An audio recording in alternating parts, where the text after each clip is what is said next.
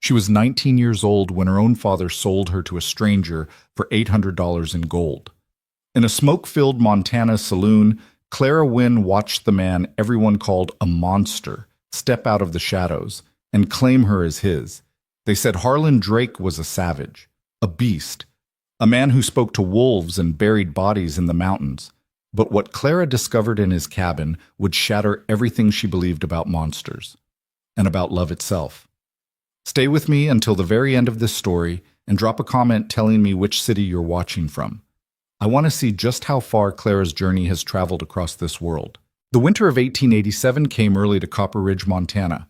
Snow fell in thick, silent sheets across the valley, blanketing the wooden storefronts and muddy roads in a layer of deceptive purity.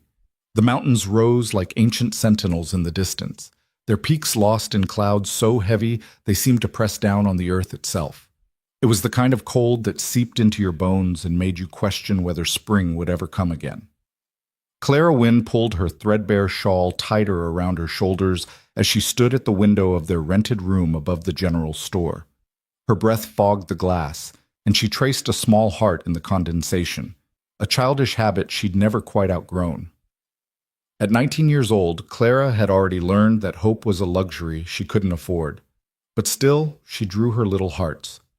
Still, she dreamed. "Clara," her father's voice cut through the silence like a blade. "Get yourself dressed proper. We're going to the saloon." She turned slowly, her hazel eyes meeting the bloodshot gaze of Samuel Wynne. He stood in the doorway, his clothes rumpled, his graying hair unwashed, his hands trembling with the familiar shake of a man who needed whiskey more than he needed air. "The saloon, Papa?" Clara's voice was soft, careful. She'd learned long ago not to provoke him. "It's nearly dark. The snow—" "Did I ask for your opinion, girl?" Samuel crossed the room in 3 unsteady steps and grabbed her arm, his fingers digging into her flesh. "You'll do as you're told. Put on your mother's blue dress, the one with the lace." Clara's heart sank. Her mother's blue dress. She only wore that dress when her father wanted something, when he needed to present her like merchandise at an auction. The last time had been in Billings, when he tried to arrange a marriage with a 50-year-old widower who smelled of tobacco and looked at Clara like she was a piece of meat. She'd escaped that fate only because the widower had died of apoplexy 3 days before the wedding. "Papa, please," she whispered. "Whatever debt you owe, there must be another way." The slap came without warning, snapping her head to the side and leaving a burning imprint on her cheek. Clara didn't cry out. She'd stopped crying out years ago. "Another way?" Samuel laughed, but there was no humor in the sound. "There is no other way, you stupid girl. Do you think I'd be dragging you to that godforsaken saloon if there was another way? Now get dressed. We leave in 10 minutes. He released her arm and stumbled back toward the door, pausing only to grab the half-empty bottle of whiskey from the nightstand. Clara watched him go, her hand pressed against her stinging cheek, her heart pounding with a fear she couldn't name. She knew somehow that tonight would change everything. The Silver Strike Saloon sat at the edge of Copper Ridge like a rotting tooth in an otherwise healthy mouth. It was a place of shadows and secrets, where men came to forget their troubles and women came to survive. The piano player, a one-eyed man named Dutch, pounded out the same 3 songs over and over, his fingers moving mechanically across yellowed keys. Smoke hung thick in the air, mixing with the smell of cheap whiskey, unwashed bodies, and desperation. Clara kept her eyes down as her father guided her through the crowded room. She could feel the stares of the men, hungry, appraising, calculating. In her mother's blue dress, with her honey-brown hair pinned up and her cheeks still flushed from the cold, she knew she looked beautiful. And in a place like this, beauty was currency. "Samuel Wynne!" a voice boomed across the saloon, and Clara looked up to see a large man rising from a poker table in the corner. He was well dressed for Copper Ridge, a brocade vest, a gold watch chain, polished boots. But his eyes were cold, calculating, the eyes of a predator. "Mr. Blackwood," Samuel's voice had taken on that oily, obsequious tone Clara hated. "I brought what I promised." The man, Blackwood, approached them slowly, his gaze traveling over Clara's body with undisguised interest. She forced herself not to flinch, not to show fear. Men like this fed on fear. "Well, well," Blackwood murmured, circling her like a buyer examining a horse. "You weren't lying, Win. She is a pretty thing." He reached out and lifted a strand of Clara's hair, rubbing it between his fingers. Clean, too. That's rare enough in this town. "She's educated," Samuel added eagerly. "Can read and write. Do figures. Her mother was a schoolteacher before she passed." "Is that so?" Blackwood smiled, revealing tobacco-stained teeth. "An educated whore. How novel." Clara's stomach turned, but she kept her face blank, her voice steady. "I am no one's whore, sir." The slap came from her father this time, harder than before, hard enough to split her lip. Blood welled up, hot and metallic, against her tongue. "You'll speak when spoken to, girl," Samuel hissed. Then, to Blackwood, "Forgive her, sir. She doesn't know her place yet. But she'll learn. They always learn." Blackwood laughed, a low, ugly sound. "Oh, I do enjoy breaking the spirited ones." He pulled a leather pouch from his vest and tossed it to Samuel. $500, as agreed. She'll work off the rest at my establishment in Helena." Clara's blood ran cold. Helena. She knew what establishments operated in Helena. She'd heard the stories of girls who went there and were never seen again, or if they were hollow-eyed shadows of their former selves, addicted to laudanum and broken beyond repair. "Papa," she whispered, grabbing her father's arm. "Papa, please, don't do this. I'll work. I'll find a position as a governess, a seamstress, anything. Please don't sell me to this man." For just a moment, just one fleeting second, she saw something flicker in her father's eyes. Guilt, perhaps. Or shame. The ghost of the man he'd been before her mother died, before the whiskey consumed him, before he'd gambled away everything they owned. But then the moment passed, and Samuel Wynne shook off his daughter's hand like she was nothing more than an inconvenience. "The deal is done, Clara. Accept your fate." Blackwood grabbed her arm, his grip bruising, his breath hot against her ear. "Come along, pretty thing. We have a long journey ahead of us, and I'd like to sample the merchandise before we leave." Clara's vision blurred with tears she refused to shed. This was it, then, the end of everything. She would disappear into Helena's underworld, and no one would know or care. Her mother was dead. Her father had sold her. She had no one. She closed her eyes and sent up a silent prayer to a God she wasn't sure she believed in anymore. And that's when the door of the saloon crashed open. The man who stood in the doorway was unlike anyone Clara had ever seen. He was enormous, easily 6.5 feet tall, with shoulders broad enough to block out the howling wind behind him.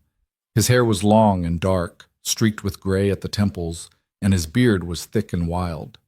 He wore a coat made of animal pelts, heavy boots caked with snow, and at his hip hung a hunting knife that looked capable of gutting a grizzly bear, but it was his eyes that made Clara's breath catch in her throat. They were gray, pale gray, like winter storm clouds, like the mountains themselves. And they held a depth of pain, of solitude, of ancient, unspeakable sorrow that made her heart ache for reasons she couldn't understand. The saloon fell silent. Even Dutch stopped playing, his fingers frozen above the piano keys. Every man in the room seemed to shrink back, as if the stranger carried death itself in his wake. "Jesus Christ," someone whispered. "It's Drake." "The mountain man. I thought he was dead." "He killed 3 men in Butte, I heard. Tore them apart with his bare hands."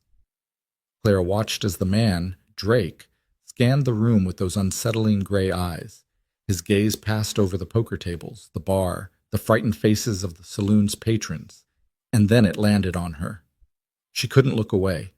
It was like being pinned by the stare of a wolf, terrifying and mesmerizing in equal measure. She expected to see violence in those eyes, or cruelty, or the cold indifference of a predator. Instead, she saw recognition. It made no sense. She'd never met this man, never even seen him before tonight. But something in his gaze suggested he knew her, or perhaps that he'd been looking for her without even knowing it. "Harlan Drake," Blackwood's voice had lost its confident edge. "What brings you down from your mountain? Run out of wolves to talk to?" Drake said nothing. He simply walked forward, his heavy boots thudding against the wooden floor, his presence parting the crowd like Moses parting the Red Sea. Men scrambled to get out of his way, knocking over chairs and spilling drinks in their haste. He stopped directly in front of Clara and Blackwood, towering over them both. Up close, she could see the scars that crisscrossed his face and hands, the marks of a man who had fought the wilderness and won. She could smell pine and wood smoke and something wild, something untamed. "Let her go." His voice was low and rough, like gravel sliding over stone. It was the voice of a man who rarely spoke, who had forgotten how to make pleasant conversation, who used words only when absolutely necessary. Blackwood laughed nervously. "Now, Drake, let's not be hasty. This is a legal transaction. The girl's father sold her to me, fair and square." "I don't care." Drake reached into his coat and pulled out a leather pouch, much larger than the one Blackwood had given Samuel. He tossed it onto the nearest table, and gold coins spilled out, glittering in the lamplight. $800. More than you paid." Clara's heart stopped. $800 was a fortune. It was more money than her father had seen in his entire miserable life. It was enough to buy a house, a farm, a future. And this stranger, this terrifying mountain man who spoke to wolves and killed men with his bare hands, was offering it for her. "Drake, be reasonable," Blackwood tried again, but his voice had gone thin with fear. "The girl is mine. I have plans for her." "Your plans don't matter." Drake took a step closer, and Blackwood flinched back as if struck. "The girl comes with me. Take the money and walk away. Or don't take the money, and I'll bury you in the mountains where no one will ever find you." It wasn't a threat.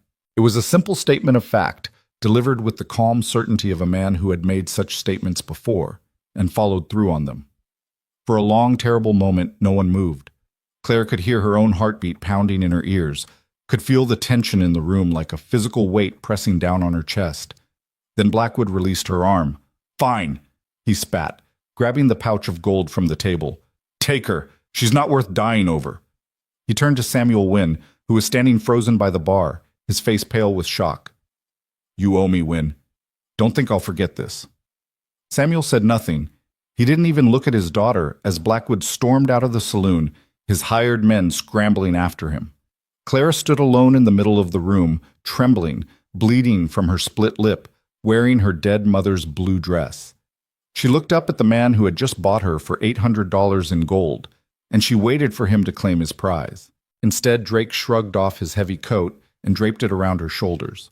The weight of it was comforting, warm, and it smelled of pine needles and wood smoke. He didn't touch her beyond that, didn't grab her arm, didn't force her to move, didn't treat her like property. "Can you walk?"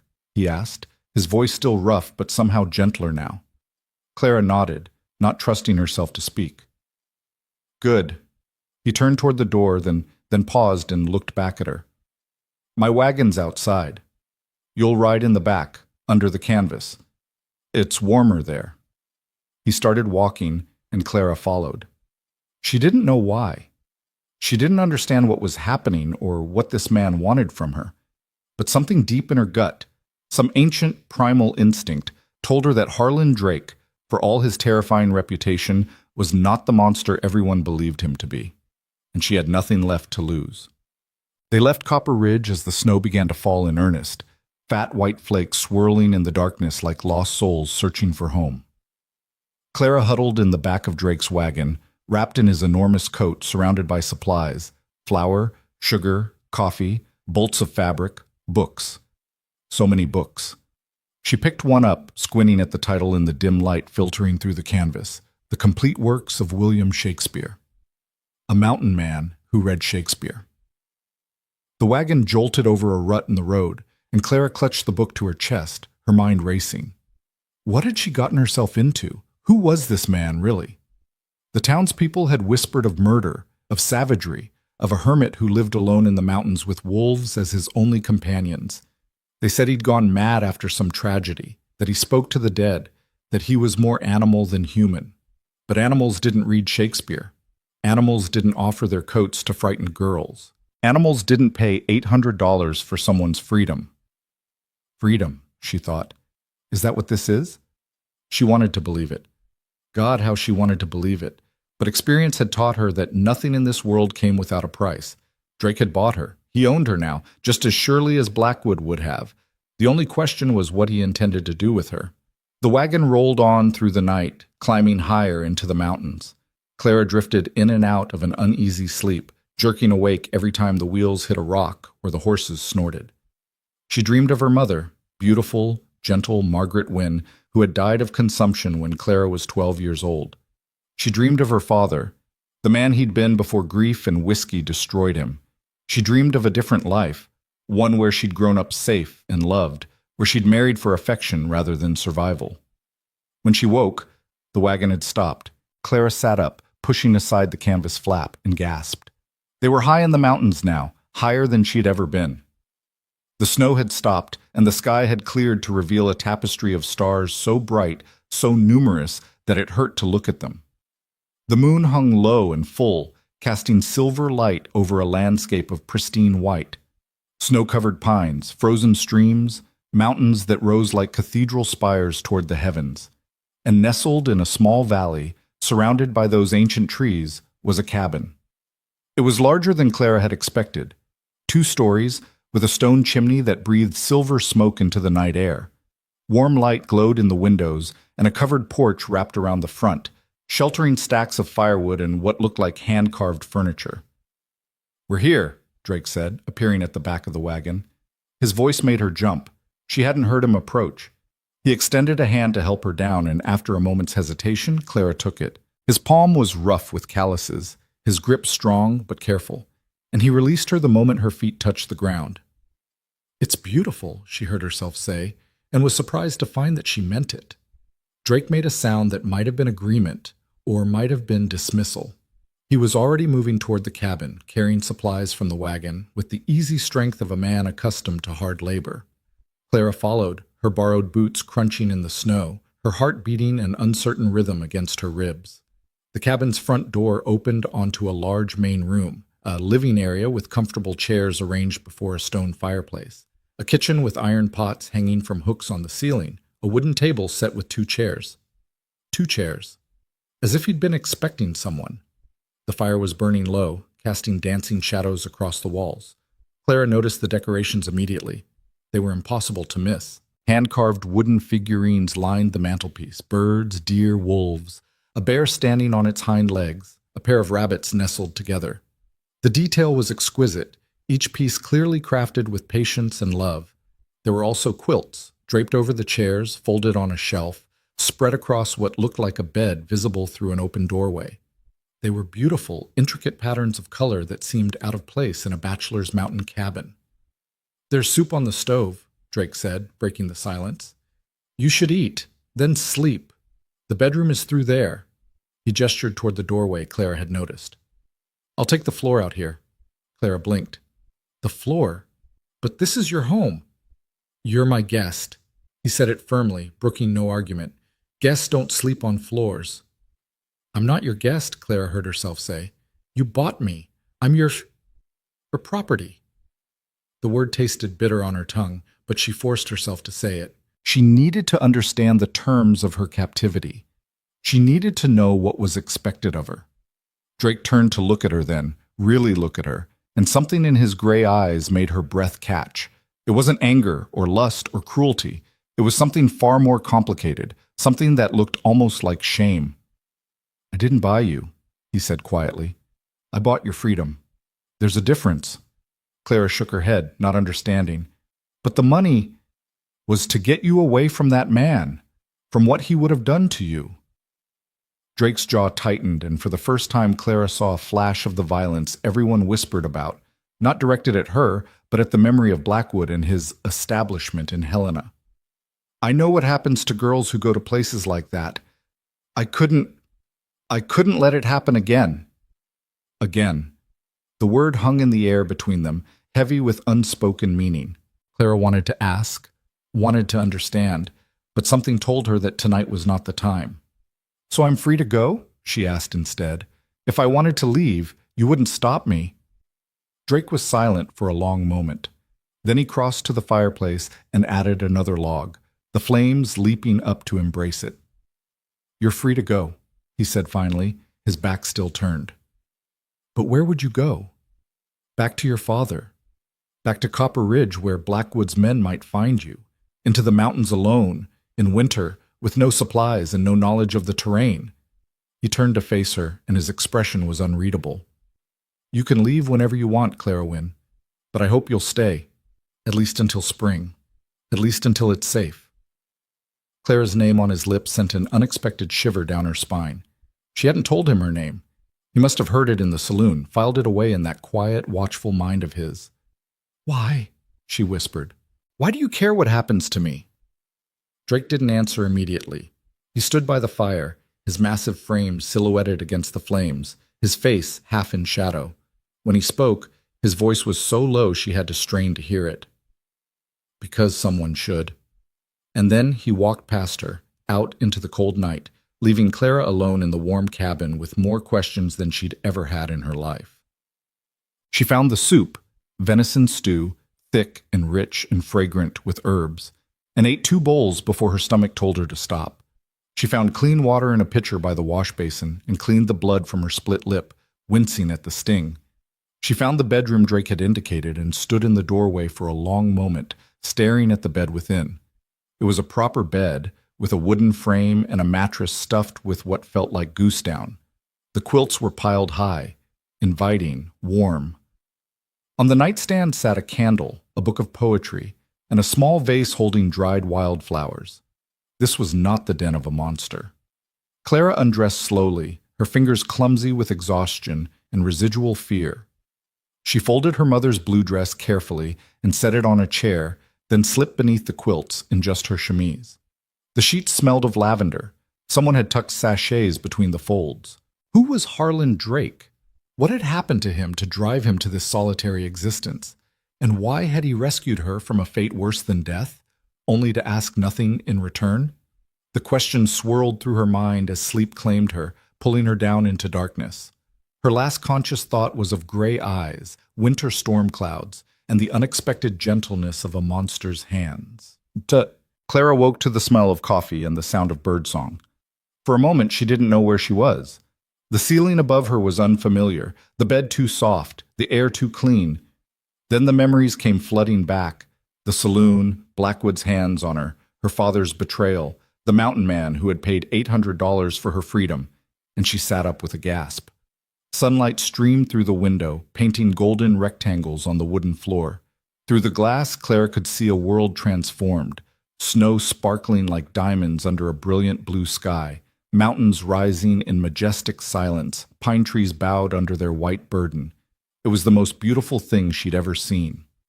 She dressed quickly in her mother's blue dress, she had nothing else, and ventured out into the main room. Drake was there, sitting at the wooden table with a cup of coffee and a leather-bound book. He looked up when she entered and something flickered across his face, surprise, perhaps, or appreciation. "You're awake," he said, stating the obvious in that gruff, economical way of his. "Yes." Clara hovered near the bedroom doorway, uncertain of her welcome. Thank you, for the bed, and the soup." Drake nodded, then gestured to the empty chair across from him. "Sit. There's more coffee, and bread. You need to eat." She sat, wrapping her hands around the cup of coffee he poured for her, savoring the warmth that seeped into her cold fingers. The bread was fresh, homemade, she realized, studying the uneven crust. This man, this terrifying mountain hermit, baked his own bread. "Do you have questions?" Drake asked suddenly, not looking up from his book. Clara almost laughed. Did she have questions? She had nothing but questions. "Why did you save me?" she asked, choosing the most pressing one. "And please don't say because someone should. I want a real answer." Drake was silent for so long that Clara thought he wouldn't respond. Then he closed his book. She caught a glimpse of the title, Meditations by Marcus Aurelius, and set it aside. 12 years ago, he said slowly, as if each word cost him something, I had a wife. Her name was Eliza. Clara's breath caught. She hadn't expected this. A confession, an explanation, a window into the mystery of Harlan Drake. She was everything. His voice had dropped to a whisper, and his gray eyes were distant, focused on something Clara couldn't see. Kind, brave, beautiful. She could make me laugh, which isn't easy. She could make me believe that life was worth living, which is even harder. He paused, and Clara watched a muscle twitch in his jaw, the only visible sign of the emotion raging beneath his stoic surface. We were going to have a child, a daughter. Eliza was certain it would be a girl. She'd already picked out a name, Loretta, after her grandmother.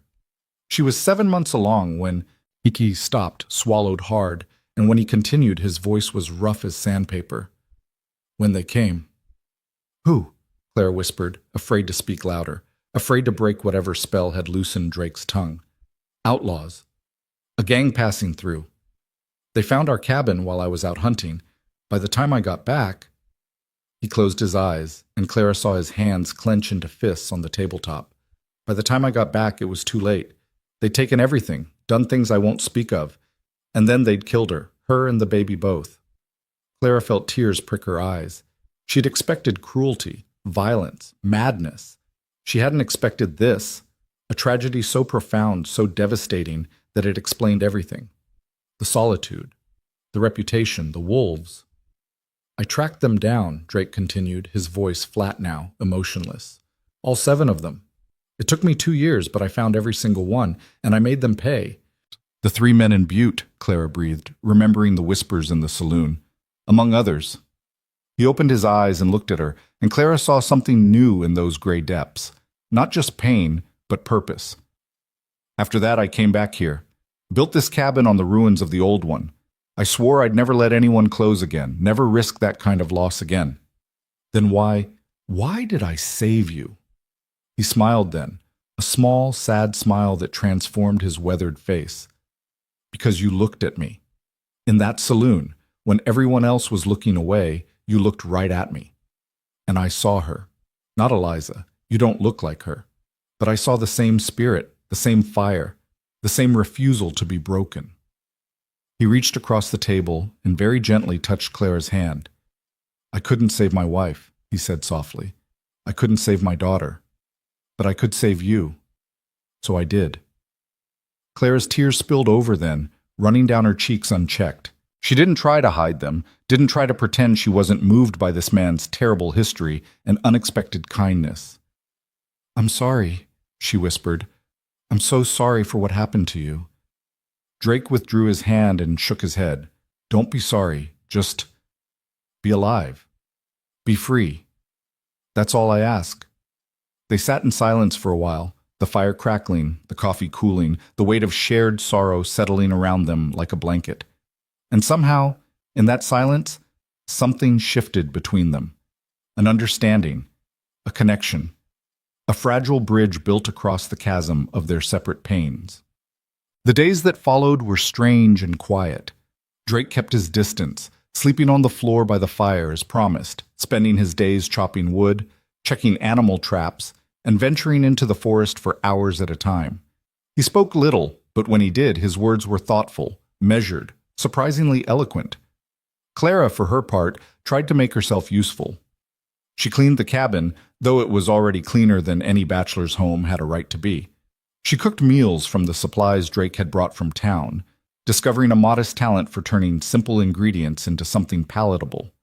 She mended a tear in one of the quilts and reorganized the bookshelves by author's last name. And she read. God, how she read.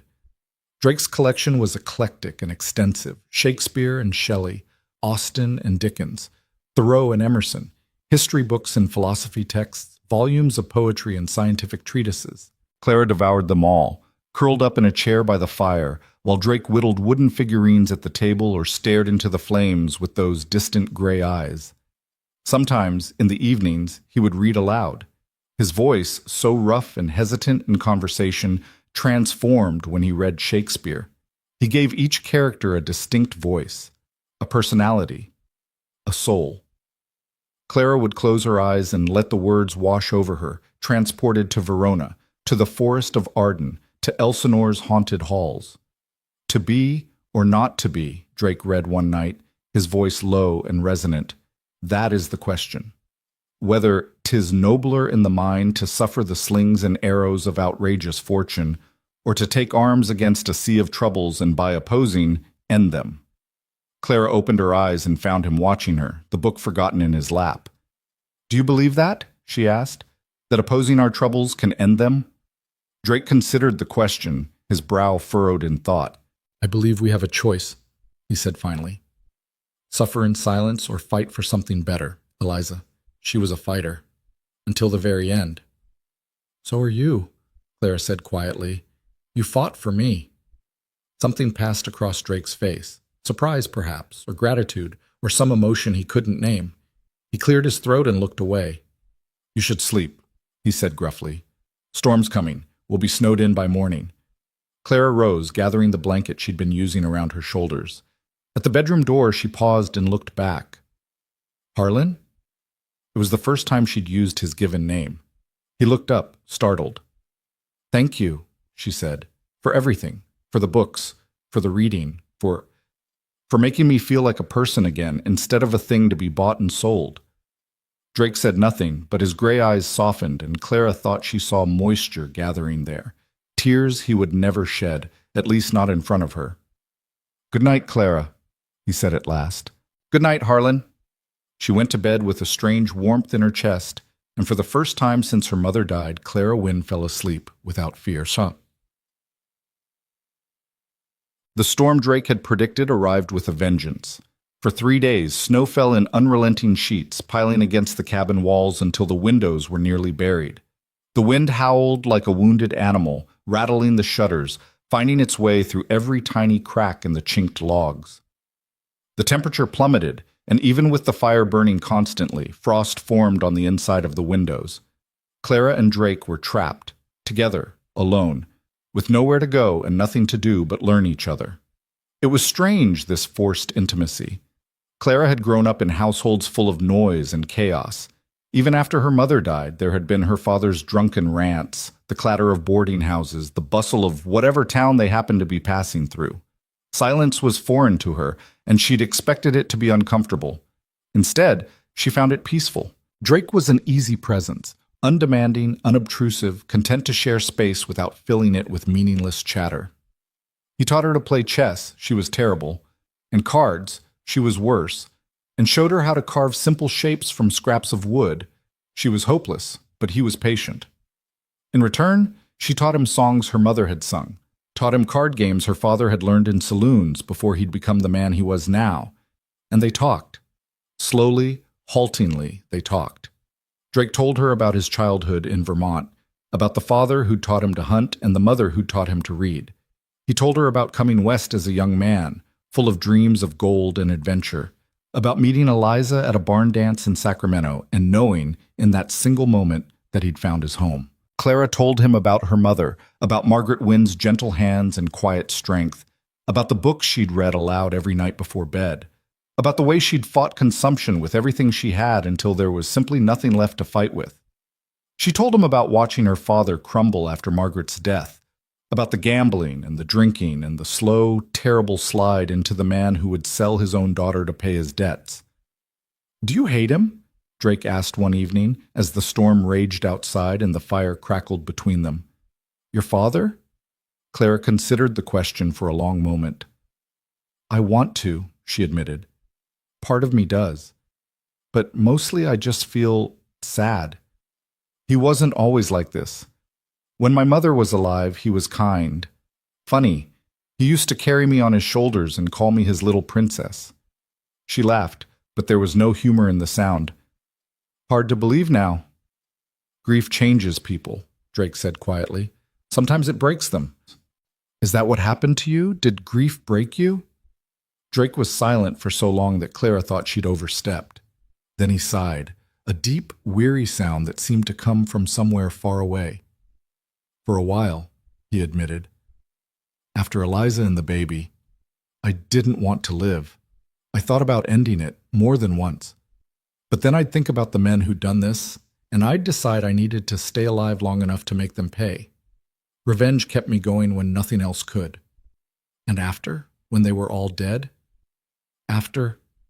He looked into the fire and the flames reflected in his gray eyes, turning them to molten silver. "After, I had to find a new reason. So I came back here, built this cabin, made a life such as it is. The wolves help." Clara blinked. "The wolves?" Drake smiled. A real smile this time, one that crinkled the corners of his eyes and softened his whole face. "You'll meet them soon enough. They're family, of a sort. The only kind I thought I'd ever have again." Clara wanted to ask more, but a gust of wind rattled the cabin walls, and the moment was lost. Drake rose to add another log to the fire, and they fell into companionable silence once more. But that night, as Clara lay in her warm bed listening to the storm rage outside, she found herself thinking about wolves and family, and the strange, wounded man who had given her both shelter and hope. And she found herself wondering if, perhaps, she could be a reason for him too. On the fourth day, the storm broke. Clara woke to silence, a profound, absolute silence that seemed to press against her ears after days of howling wind. She dressed quickly and rushed out into the main room where Drake was already pulling on his heavy coat and boots. "The snow's stopped," he said, stating the obvious. "I need to check the traps, clear the path to the barn, make sure the horses survived. Can I come with you?" The words were out before Clara could think better of them. "I've been inside for so long, I feel like I'm going mad." Drake hesitated, then nodded. "Dress warm. Wear these." He handed her a pair of thick wool pants and a heavy sweater. "Your dress is useless in the deep snow." Clara took the clothes without comment, though her cheeks flushed slightly at the intimacy of wearing his garments. She changed quickly in the bedroom, rolling up the pants legs and cinching the sweater with a leather belt. When she emerged, Drake looked her over with an expression she couldn't read. "You look like a proper mountain woman," he said finally, and Clara thought she detected a hint of approval in his gruff voice. They stepped outside into a world transformed. The snow was waist-deep in places, higher where the wind had created drifts against the cabin walls and outbuildings. The sky was a brilliant, cloudless blue, and the sun reflecting off the white landscape was almost blinding. The air was crisp, clean, and cold, so cold that Clara's breath crystallized the moment it left her lips, hanging in the air like tiny diamonds before dissipating. "It's beautiful," she breathed. "It's dangerous," Drake corrected, but there was no harshness in his tone. "This much snow, this cold, it kills people who aren't careful. Stay close to me." Clara nodded and fell into step behind him as he began breaking a path through the drifts. It was hard work, exhausting work, and within minutes her legs were burning and her lungs ached from the cold air. But she didn't complain, didn't ask to go back inside. She was free, truly free, for the first time in her life, and she intended to experience every moment of it. They reached the barn without incident. The horses were cold but unharmed, and Clara helped Drake bring in fresh water and hay. They checked the animal traps next, finding 2 rabbits and a fox, which Drake dispatched quickly and humanely. Clara looked away during the killing, but forced herself to watch as he dressed the animals, understanding that this knowledge might one day save her life. "You're learning," Drake observed, his tone neutral but somehow approving. "I have a good teacher." He glanced at her, and something shifted in his gray eyes, something warm, something soft. But before Clara could examine it, he turned away and began the trek back toward the cabin. That's when the wolves appeared. They came out of the forest like ghosts, silent, silver, their yellow eyes gleaming in the winter light. There were 6 of them, ranging from a massive gray male to a smaller, darker female who hung back from the group. Clara's heart leaped into her throat, and she instinctively moved closer to Drake. "Don't be afraid," he said quietly, not reaching for his knife, not showing any sign of alarm. "They won't hurt you. Harlan, watch." The big gray male approached Drake first, sniffing his outstretched hand before bumping his head against Drake's palm like an enormous dog. Drake scratched behind the wolf's ears, murmuring something too low for Clara to hear, and the animal's tail. Clara hadn't even known wolves could wag their tails, swept back and forth in obvious pleasure. One by one, the other wolves approached, each receiving a greeting from Drake, each responding with the same strange, dog-like affection. Finally, the dark female crept forward, more cautious than the rest, and stood before Clara. "This is Shadow," Drake said. "She's the Omega, the lowest-ranking member of the pack. She lost her mate last spring, and she's been different since. Quieter, more careful." Clara looked at the wolf, and the wolf looked back. There was something in those yellow eyes, something knowing, something sympathetic, as if Shadow recognized a kindred spirit. Slowly, hardly daring to breathe, Clara extended her hand. Shadow sniffed it, her cold nose brushing Clara's fingers. Then, incredibly, she pressed her head against Clara's palm and closed her eyes. "She likes you," Drake said, and there was wonder in his voice, as if this were something he hadn't expected, something rare and precious. "That's unusual. She doesn't trust easily." "Neither do I," Clara whispered, her fingers buried in Shadow's thick fur. "Maybe that's why we understand each other." They stood there for a long moment, man, woman, and wolves, in the frozen silence of the Montana wilderness. And Clara thought, with sudden, startling clarity, "This is where I belong." Whoa. The weeks that followed were the strangest and most wonderful of Clara's life. She learned the rhythms of the mountain, learned to read the weather and the color of the sky and the behavior of the animals, learned to track deer through snow and recognize edible plants beneath the winter frost. She learned to shoot, badly at first, then better, to set traps, to skin and butcher game. She learned to bake bread almost as good as Drake's, to patch her own clothes, to bank a fire so it would last through the night. And she learned Harlan Drake. She learned that he talked to the wolves because they were the only ones who listened without judgment. She learned that he carved figurines to calm his mind, that reading aloud helped him remember Eliza's voice, that he still woke sometimes in the grip of nightmares so terrible they left him shaking and silent for hours afterward. She learned that he was gentle with animals and harsh with himself, that he carried guilt for his wife's death like a physical weight, that he believed, truly believed, he didn't deserve happiness or love or any of the ordinary human connections most people took for granted. And she learned, slowly and inexorably, that she was falling in love with him. It crept up on her like the spring that was slowly approaching, imperceptible at first, then suddenly, overwhelmingly present. It was in the way her heart lifted when she heard his heavy footsteps on the porch. It was in the way she found excuses to brush against him, to stand close to him, to watch him when she thought he wasn't looking. It was in the warmth that spread through her chest when he smiled at something she'd said, or laughed at one of her terrible jokes, or looked at her with those gray eyes that seemed to see straight through to her soul. She didn't tell him. How could she? He'd made it clear that he'd saved her from a sense of duty, not attraction. He'd made it clear that his heart belonged to a dead woman and an unborn daughter.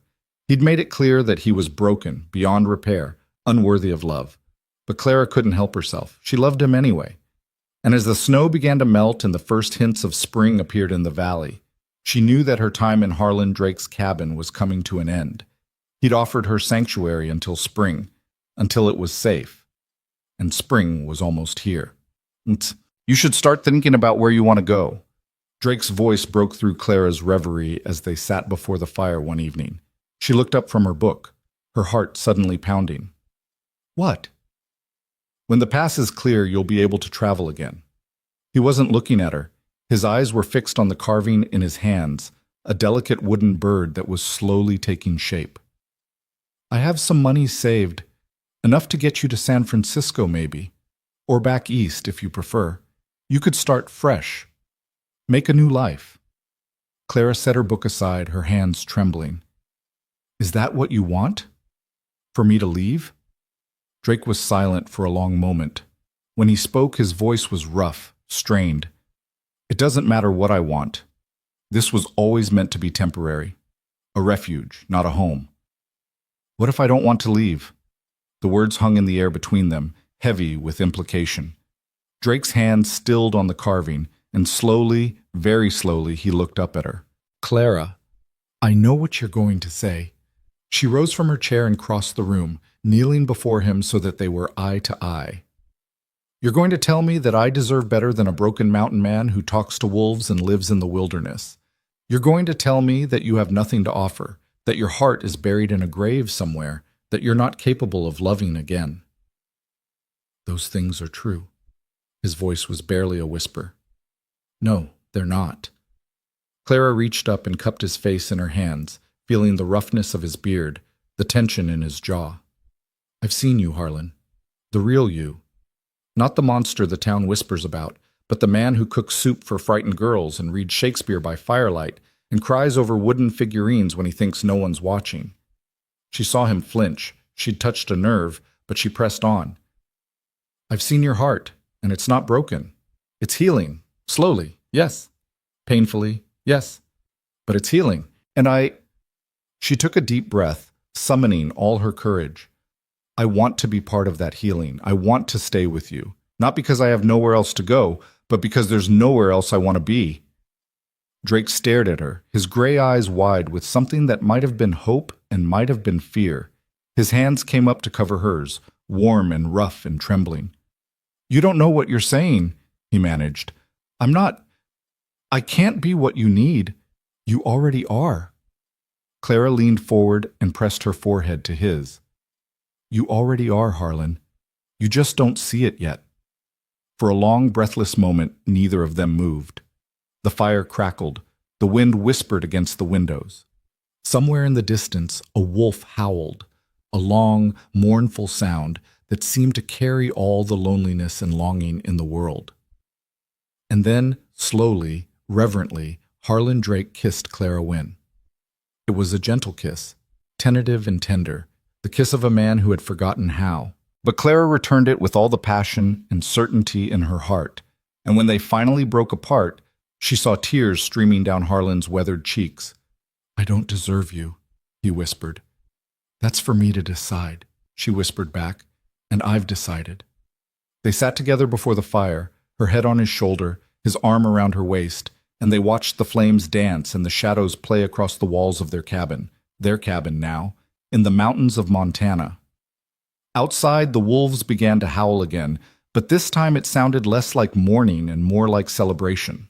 And Clara Wynne, who had been sold for $800 in gold to a man everyone called a monster, finally understood what it meant to come home. Spring arrived in the mountains like a shy guest, uncertain of its welcome after such a brutal winter. The snow retreated inch by inch, revealing patches of dark earth and the first tentative shoots of green. Streams that had been frozen solid began to murmur and sing, carrying meltwater down from the peaks toward the valley below. The air lost its bitter edge and took on a softness, a promise of warmth to come. Clara woke each morning to birdsong now instead of howling wind, and she found herself smiling before she even opened her eyes. Everything had changed since the night she'd confessed her feelings to Harlan. Not dramatically, not obviously, he was still the same quiet, gruff mountain man who measured his words like precious coins. But there was a new tenderness between them, a careful intimacy that made Clara's heart sing. He reached for her hand when they walked through the forest. He brushed her hair back from her face when the wind tangled it. He said her name like it was a prayer, soft and reverent in the darkness of the cabin. They hadn't shared a bed yet. Harlan was old-fashioned that way, insisting that propriety mattered even in the wilderness, even when they were the only two humans for miles. But he'd moved from the floor to a makeshift cot near the fire, and sometimes, when Clara couldn't sleep, she would creep out of the bedroom and sit beside him, and they would talk in whispers until dawn painted the windows gold. She learned more about him during those midnight conversations than she had in all the weeks before. She learned that his favorite color was the blue of a summer sky just before sunset. She learned that he'd once wanted to be a teacher, before life had other plans. She learned that he still talked to Eliza sometimes, in his head, telling her about his day, asking her opinion on things, seeking her blessing for this unexpected second chance at happiness. "Does that bother you?" he asked one night, his voice uncertain. "That I still speak to her?" Clara considered the question carefully before answering. "No," she said finally. "I think it would bother me more if you didn't. She was your wife. She carried your child. That kind of love doesn't just disappear because someone dies. It becomes part of who you are." Harlan was quiet for a long moment. Then he reached out and took her hand, his rough fingers interlacing with hers. "You're remarkable, Clara Wynne." "I'm practical," she corrected with a smile. "There's a difference." "No." He lifted her hand to his lips and kissed her knuckles, a gesture so tender it made her breath catch. "You're remarkable, and I thank God every day that I walked into that saloon when I did." They sat together in comfortable silence after that, watching the embers glow in the fireplace, listening to the distant howl of wolves greeting the rising moon. And Clara thought, not for the first time, that she had never been happier in her entire life. The days grew longer and warmer, and with the improving weather came new challenges and opportunities. The cabin needed repairs after the harsh winter, loose shingles, a drafty window, a section of the porch that had begun to rot. Clara threw herself into the work alongside Harlan, learning to swing a hammer, to measure and cut lumber, to mix mortar for the stone chimney that needed patching. She was terrible at first. Her stitches were crooked, her measurements off, her hammer swings more likely to hit her thumb than the nail.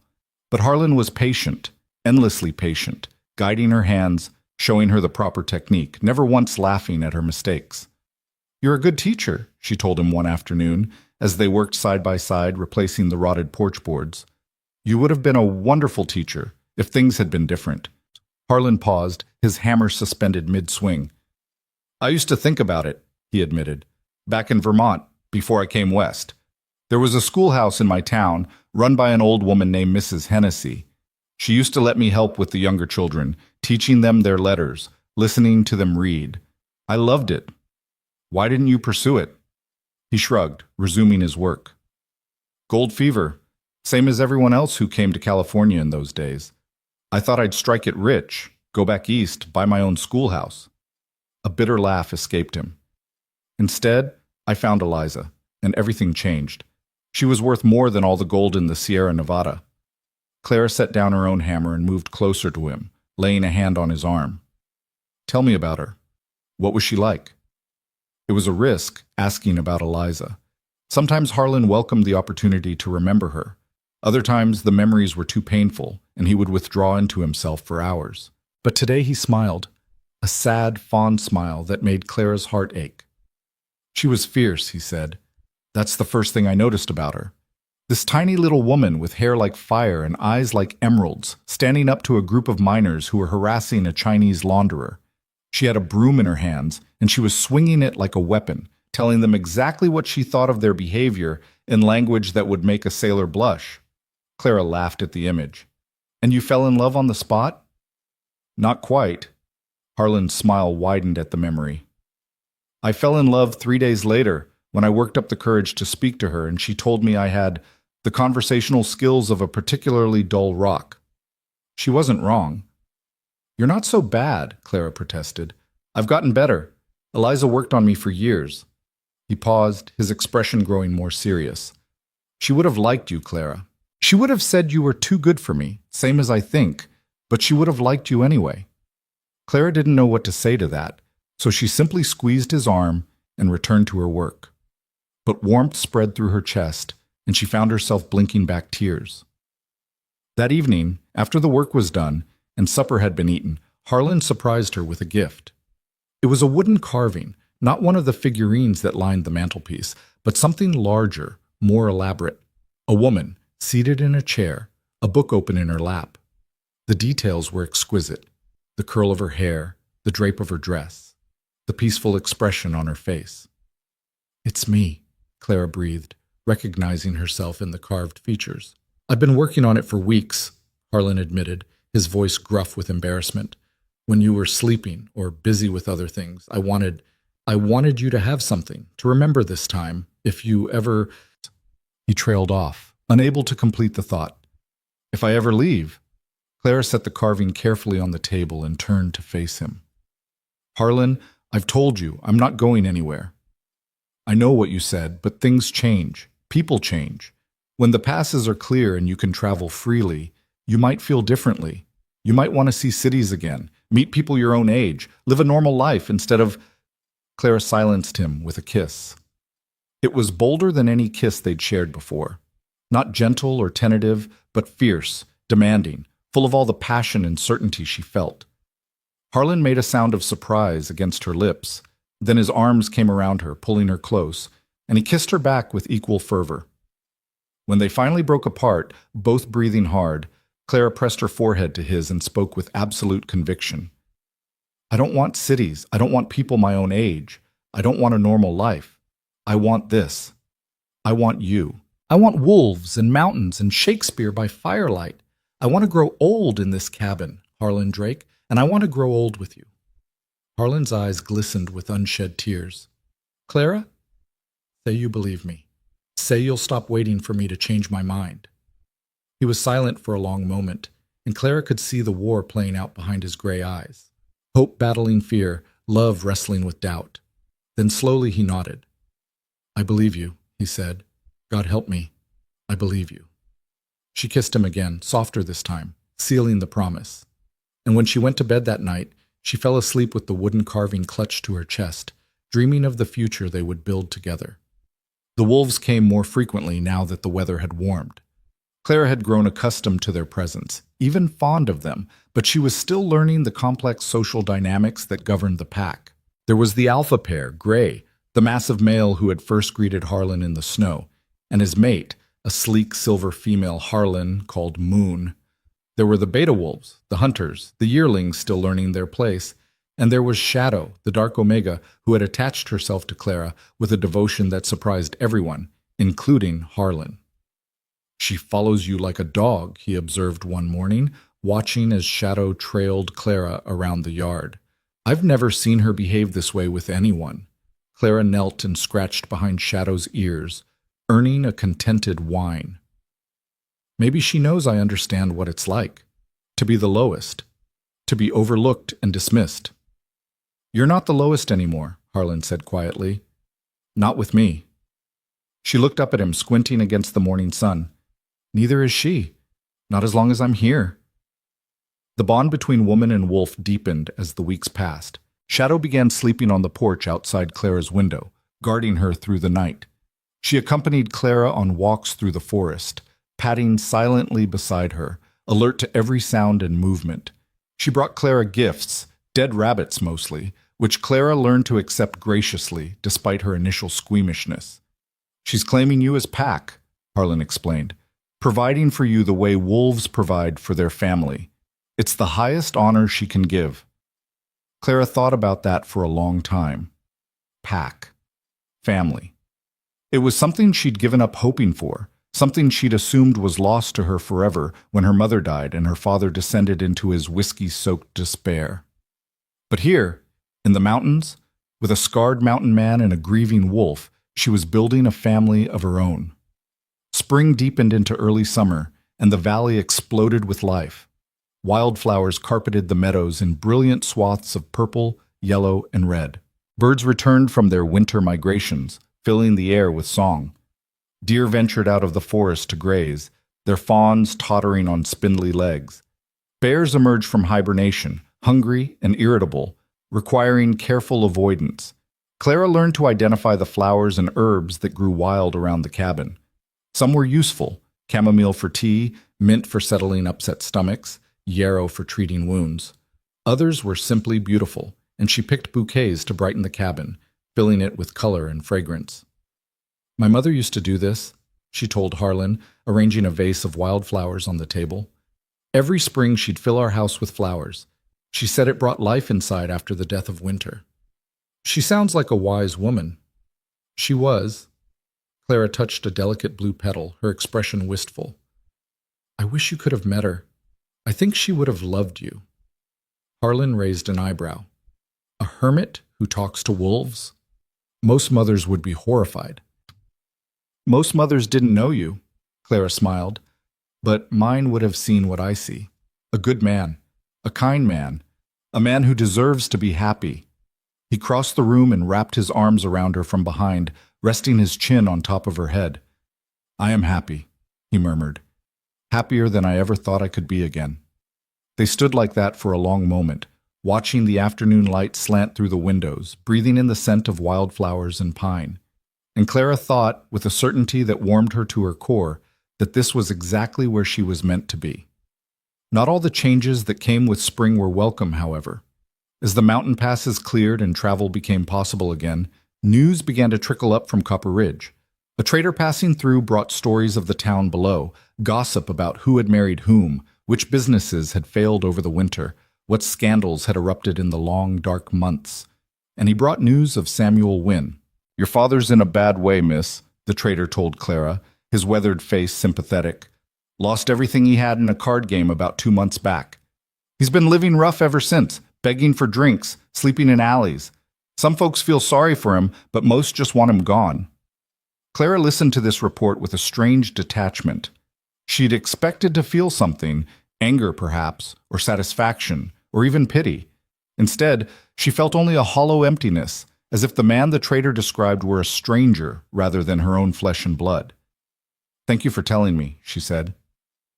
"Is there anything else?" The traitor hesitated, glancing at Harlan. "Well, miss, there's one more thing. That man Blackwood, the one from Helena? He's been asking around about you, offering money for information on where you went." Clara's blood ran cold.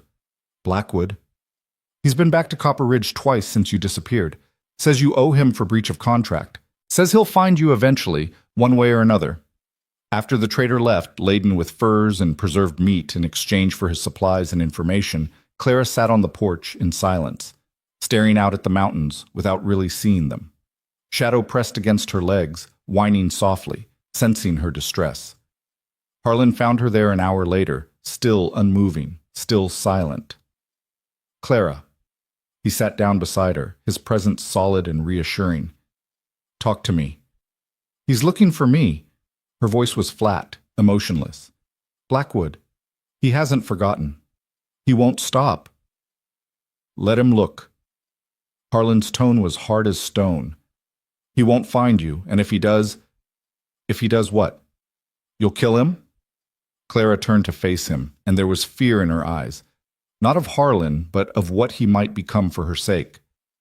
"I don't want that. I don't want you to become a murderer again because of me." "I did what I did for Eliza, and I'd do it again," Harlan said quietly. "For her, for you, for anyone who threatens my family. That's what I'm afraid of." Clara reached out and took his hands, her grip tight. "I've seen what revenge did to you, Harlan. The guilt you carry, the nightmares that won't leave you alone. I don't want to be the reason you add more weight to that burden." "You wouldn't be the reason. He would be. It doesn't matter whose fault it is. The blood would still be on your hands. The memories would still haunt you." She lifted one of his hands and pressed it to her cheek. "I love you. I love the man you're becoming, the man who reads poetry and carves birds and talks to wolves. I don't want to lose him to the darkness again." Harlan was silent for a long moment, his jaw tight, his eyes troubled. Then he sighed and gathered her into his arms, holding her close. "I won't go looking for trouble," he promised. "But if trouble comes here, I will protect you. That's not negotiable." Clara nodded against his chest, accepting the compromise. It wasn't perfect, but nothing ever was. All they could do was live each day as it came and hope that the shadows of the past would stay where they belonged. The summer months passed in a golden haze of work and love and growing contentment. Clara's nightmares, which had plagued her since childhood, began to fade. She slept soundly now, wrapped in quilts that smelled of lavender, knowing that Harlan was just beyond the door and Shadow was watching over them both. She grew stronger too. The physical labor of mountain life, chopping wood, hauling water, tending the garden they'd planted behind the cabin, transformed her body from the pale, fragile thing it had been into something lean and capable. Her hands developed calluses. Her arms showed muscle. Her skin took on the healthy glow of someone who spent hours each day in the sun and wind. "You're beautiful," Harlan told her one evening, watching her hang laundry on the line they'd strung between two pine trees. "More beautiful than when I first saw you." Clara laughed. "When you first saw me, I was covered in blood and wearing a dress that was 3 sizes too big for me. You were still beautiful, scared and bloody and beautiful." He came up behind her and wrapped his arms around her waist. "But you're more beautiful now, because you're happy." "I am happy," she admitted, leaning back against him. "Happier than I've ever been." "Good." He pressed a kiss to her temple. "I want to keep you happy. Forever, if you'll let me." Clara's heart skipped a beat. "Forever is a long time." "Not long enough, not with you." She turned in his arms and looked up at him, searching his face. "Harlan Drake, are you asking me something?" "Not yet." His smile was small but genuine. "When I ask, you'll know, but I'm working up to it, trying to figure out how to do it right." "There's no wrong way," Clara said softly. "Not between us." "There is for me." His expression grew serious. "I asked Eliza in a field of wildflowers, at sunset, with a ring I'd saved 6 months to buy. It was perfect. Everything was perfect. He paused, swallowing hard. I can't give you that.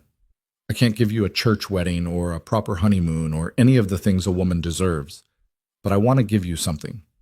Something that's just ours. Clara felt tears prick her eyes. You've already given me everything, she whispered. You gave me my freedom. You gave me a home. You gave me your heart. I want to give you my name too. His voice was rough with emotion.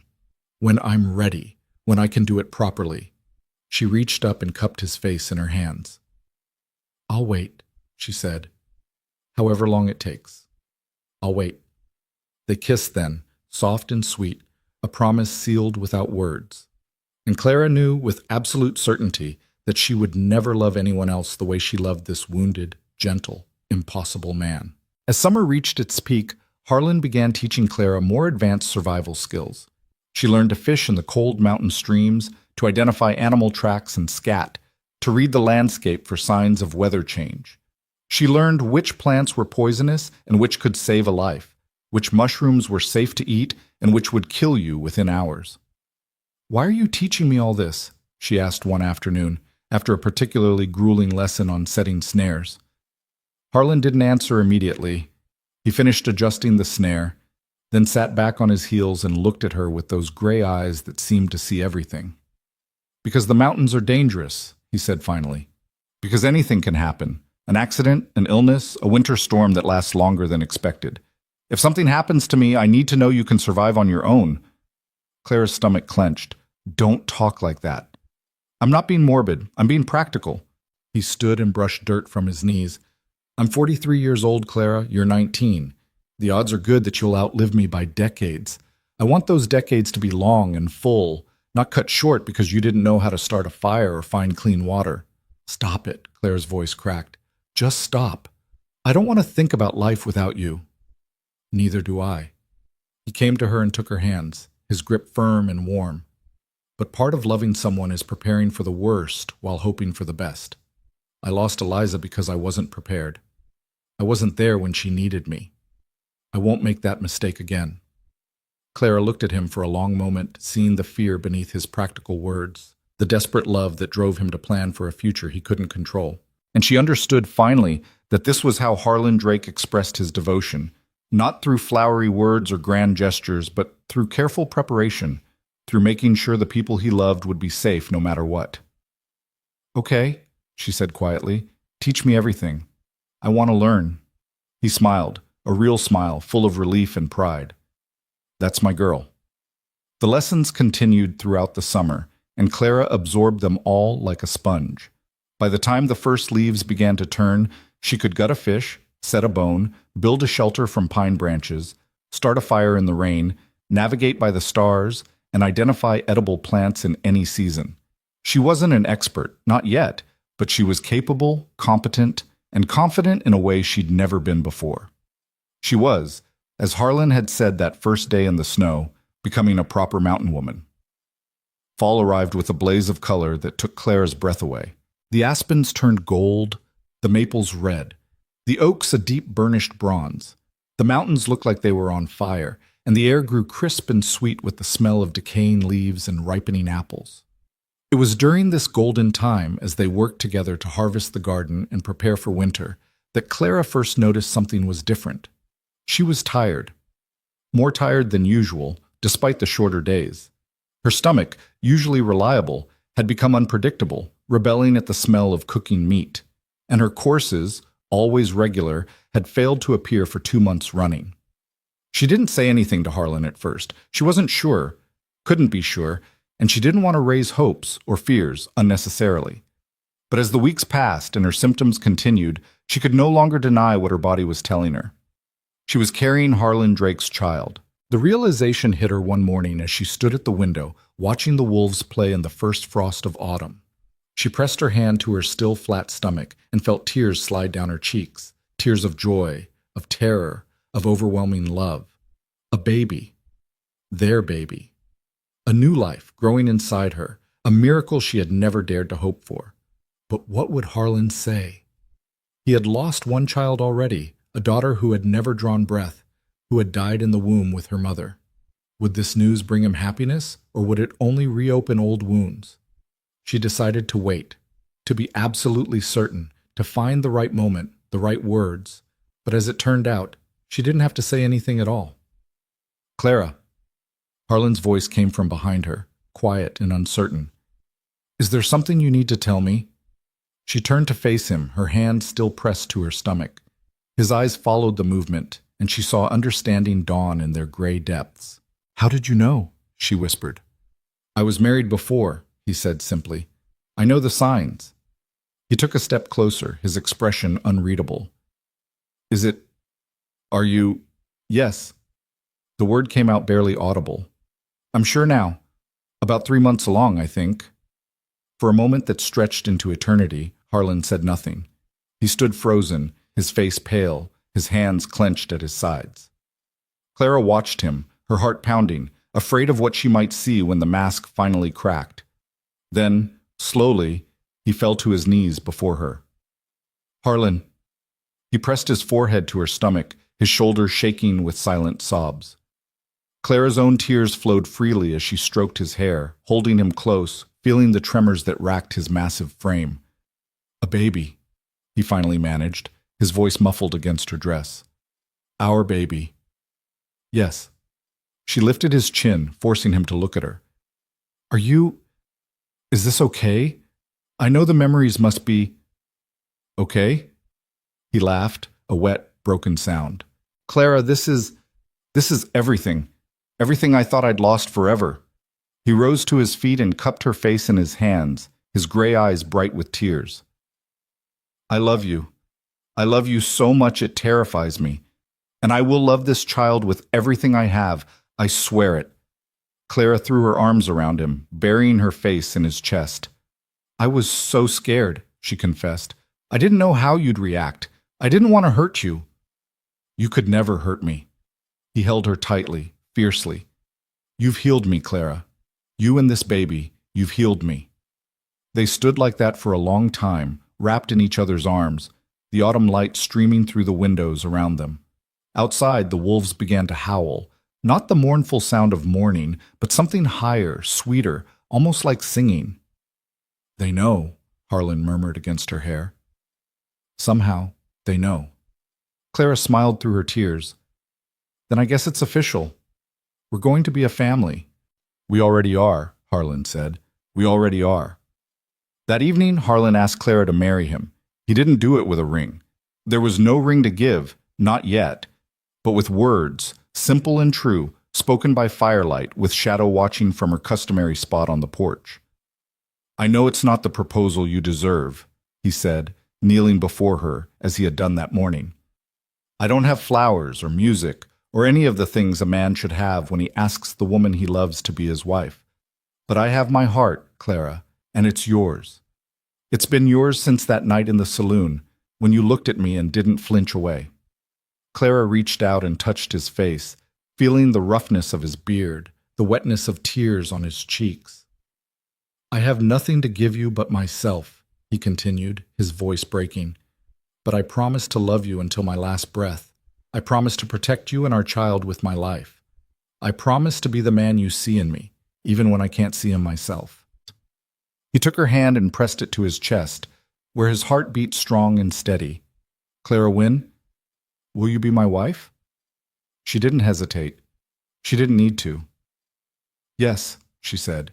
"Yes, Harlan Drake, 1,000 times, yes." He kissed her then, deep and passionate and full of promise. And outside, the wolves howled their approval to the stars. The winter that followed was different from the last. Clara was no longer a frightened stranger, huddling in borrowed clothes in a cabin she didn't understand. She was home, truly home, building a life with the man she loved, preparing for the child growing inside her. The storms still came, fierce and relentless, but they felt less threatening now. The cabin was a haven, not a prison. They were married in December on the winter solstice, the longest night of the year. There was no priest. The nearest one was 3 days' ride away, and Clara's condition made travel inadvisable.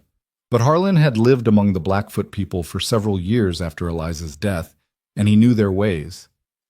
The Blackfoot believed that marriage is a bond between souls, he explained, as they stood together in the snow beneath a canopy of stars. It doesn't require a witness except the earth and sky and the spirits that dwell in all living things. Clara shivered, but not from the cold. She was wrapped in furs Harlan had sewn himself, her cheeks pink from the winter air, her stomach beginning to round with their child. Shadow sat at her feet, watching with those knowing yellow eyes, and in the distance the rest of the pack had gathered to observe. "What do we do?" Clara asked. "We speak our vows, we bind ourselves together, and we trust that whatever powers exist in this world will honor what we've made." They held hands, facing each other in the moonlight. Around them the mountains stood silent and eternal, guardians of this sacred moment. "I take you as my wife," Harlan said, his voice steady despite the emotion in his eyes. "I promise to love you, protect you, honor you, for all the days of my life.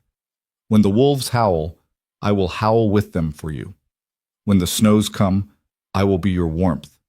When darkness falls, I will be your light. This I swear by the mountains that have been my refuge, by the wolves that are my family, by the spirits of those who came before us." Clara felt tears freezing on her cheeks, but she didn't wipe them away. "I take you as my husband," she said, her voice trembling with love.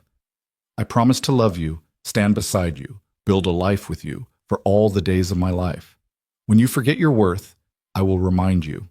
When you carry burdens alone, I will help you bear them. When the past comes calling, I will face it with you. This I swear by the stars that guided me to you, by the child that grows within me, by the love that saved us both."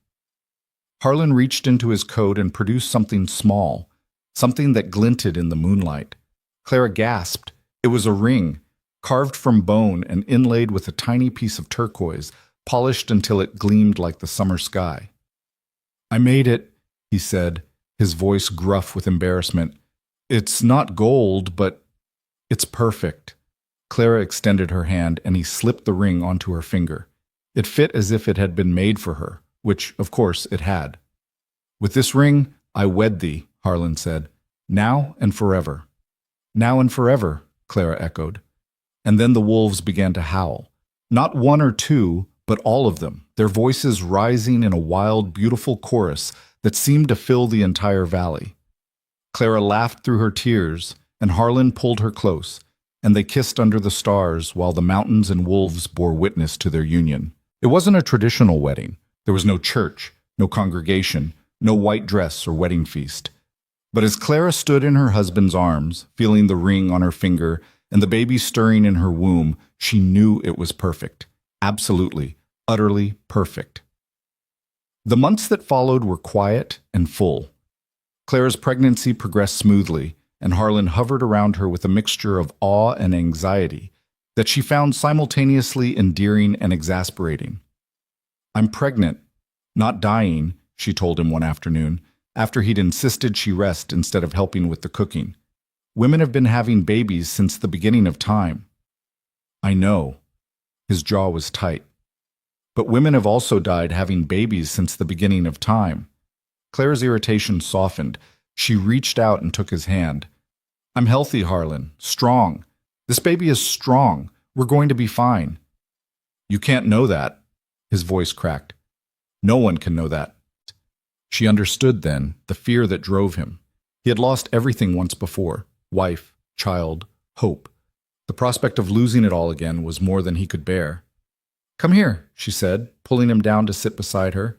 She took his hand and pressed it to her swollen belly, where the baby was kicking with increasing vigor. "Feel that? That's our daughter. Yes, I think it's a girl too, and she's fighting to be born. She's going to make it, Harlan. We all are." He closed his eyes, his hand trembling against her stomach. "How can you be so sure?" "Because I have to be." She kissed his forehead. "Because hope is all we have, and because I refuse to let fear steal the joy of this moment." Harlan was quiet for a long moment. Then he let out a shaky breath and nodded.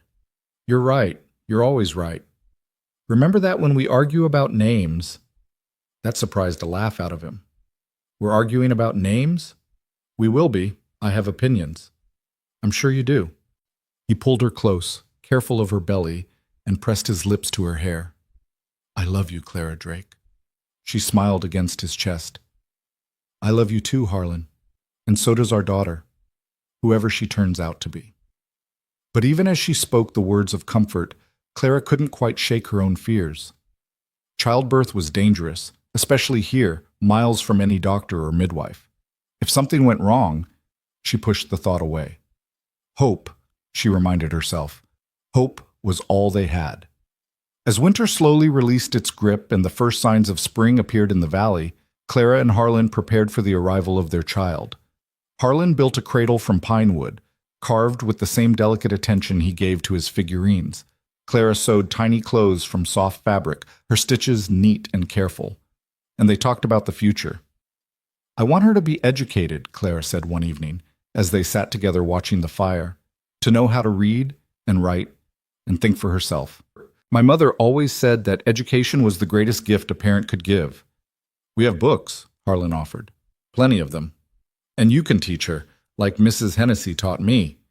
Clara nodded, liking the idea. I want her to know music too, and poetry, and how to survive in the wilderness like you've taught me.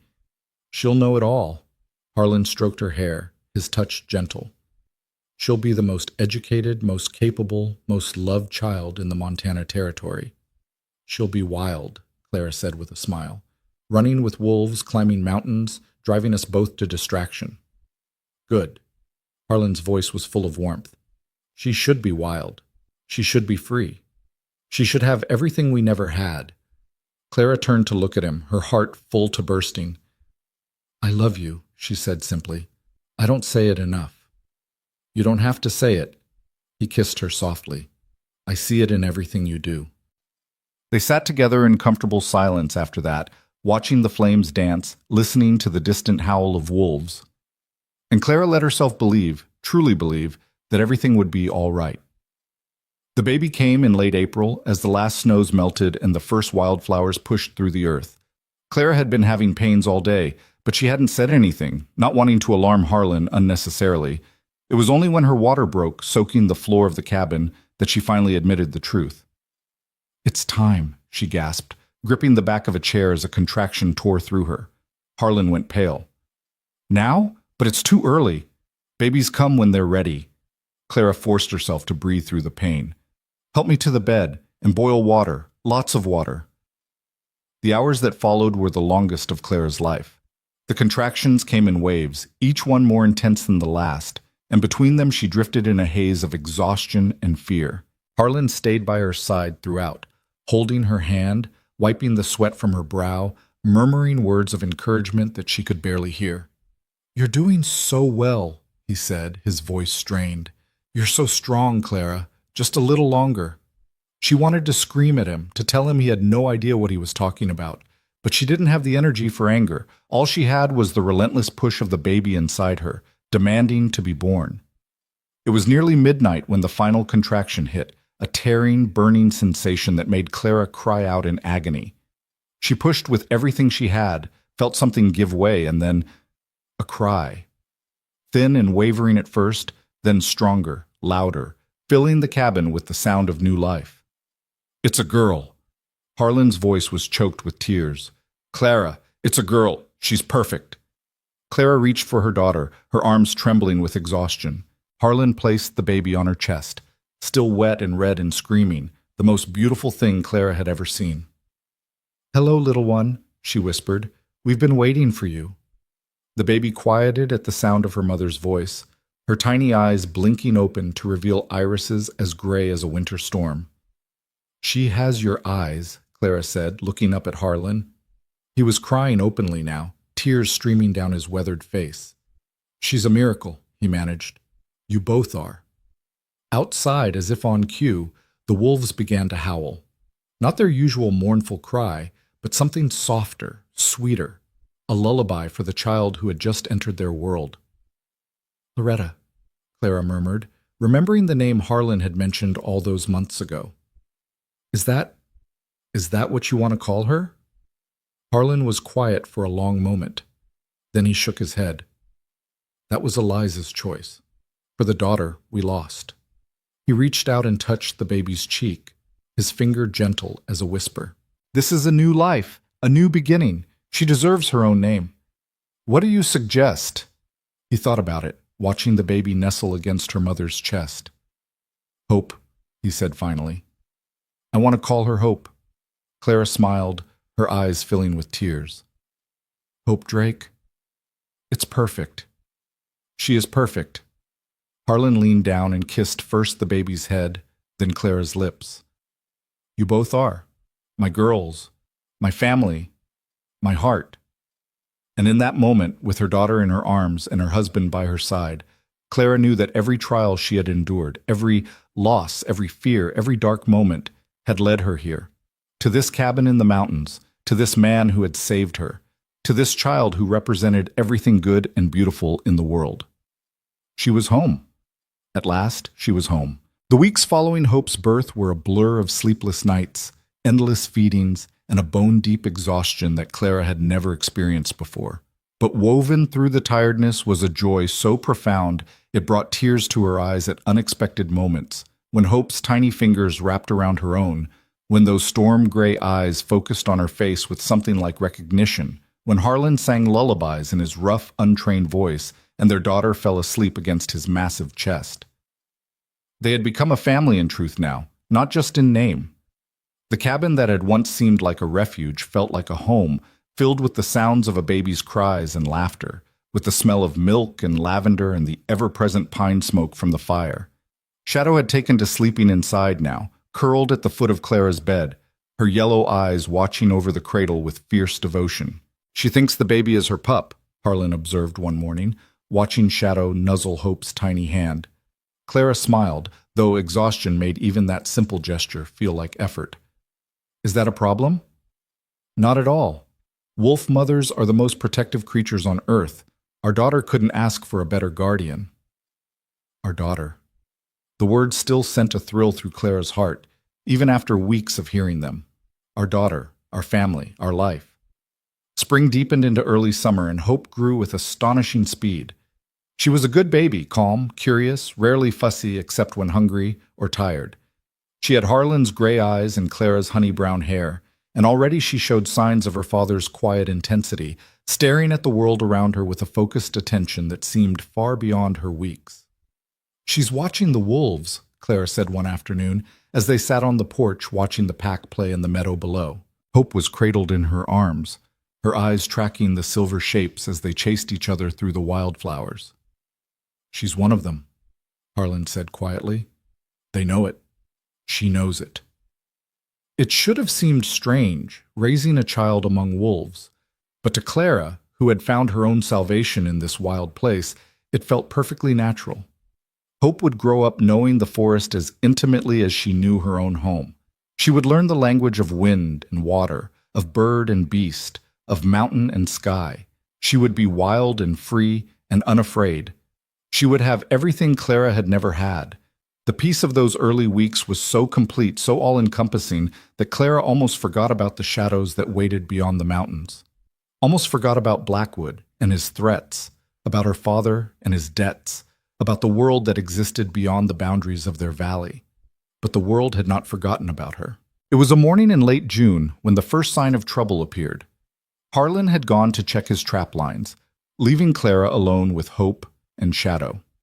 She was hanging laundry on the line, tiny clothes that seemed impossibly small, each one a reminder of the miracle sleeping in the cradle inside, when Shadow's ears pricked up and a low growl rumbled in her throat.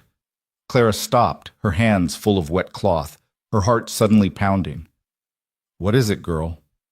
Shadow was staring down the mountain toward the trail that led to Copper Ridge.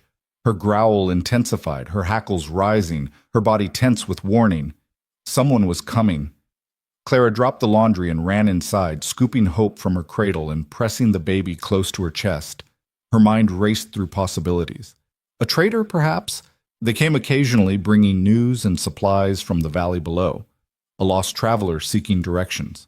Maybe even someone from the Blackfoot settlement to the north, whom Harlan had mentioned as friends. But Shadow's reaction suggested otherwise. The wolf knew the difference between friend and threat, and right now, every line of her body screamed danger. Clara grabbed Harlan's hunting rifle from its place above the mantel. She'd never fired it, but Harlan had taught her how to load it. how to aim, how to squeeze the trigger rather than pull. She positioned herself by the window, Hope clutched against her shoulder, the rifle balanced awkwardly in her free hand. And she waited.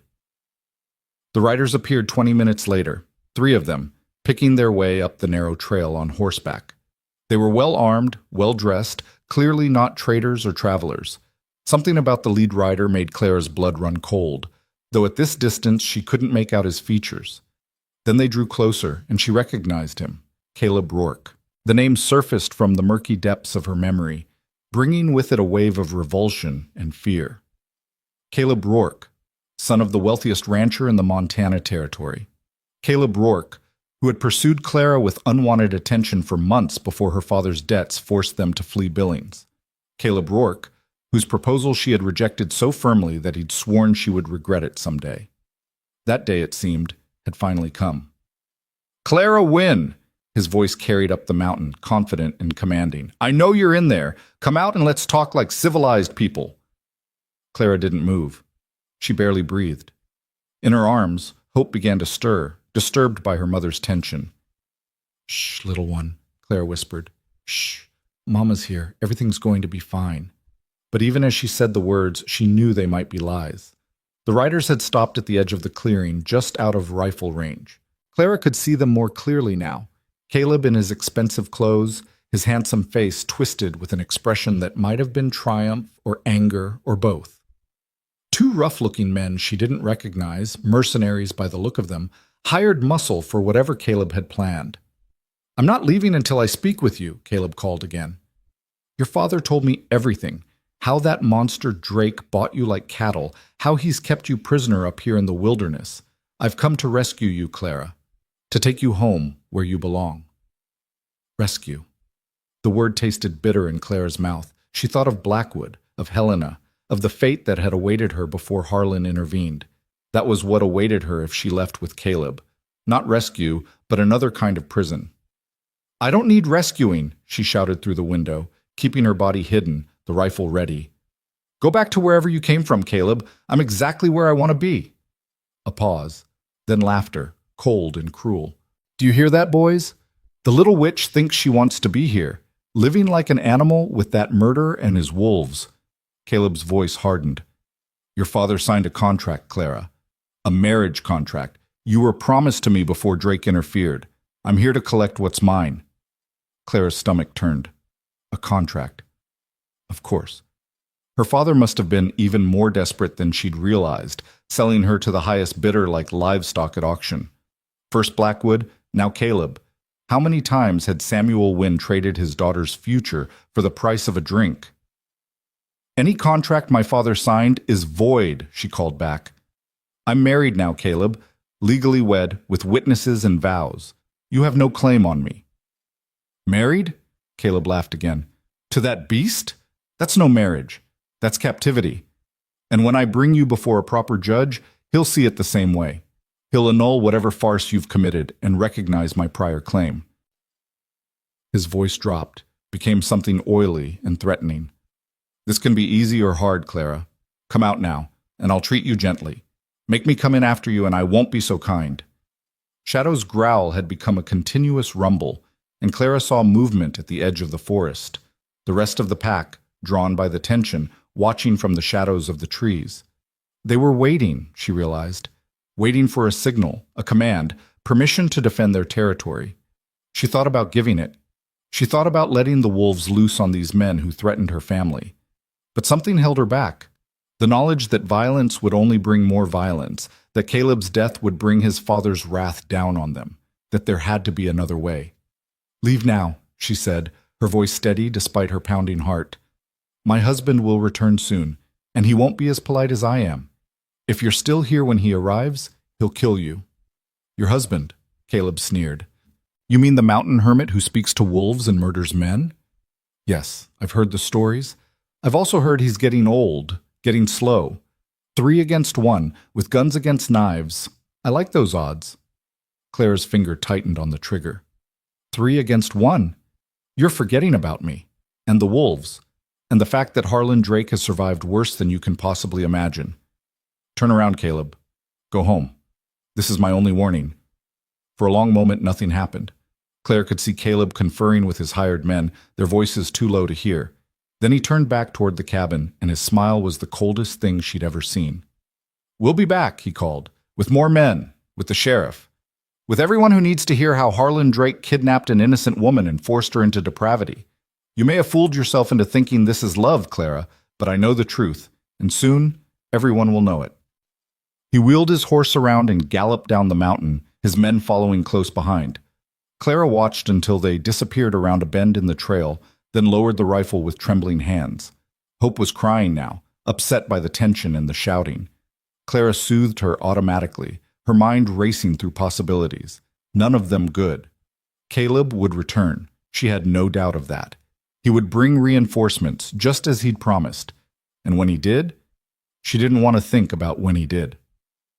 Harlan returned an hour later, his saddlebags full of game, his expression immediately shifting from contentment to alarm when he saw Clara's face. "What happened?" he demanded, swinging down from his horse. "Are you hurt? Is Hope—" "We're fine." Clara met him at the door, Hope still in her arms, and told him everything.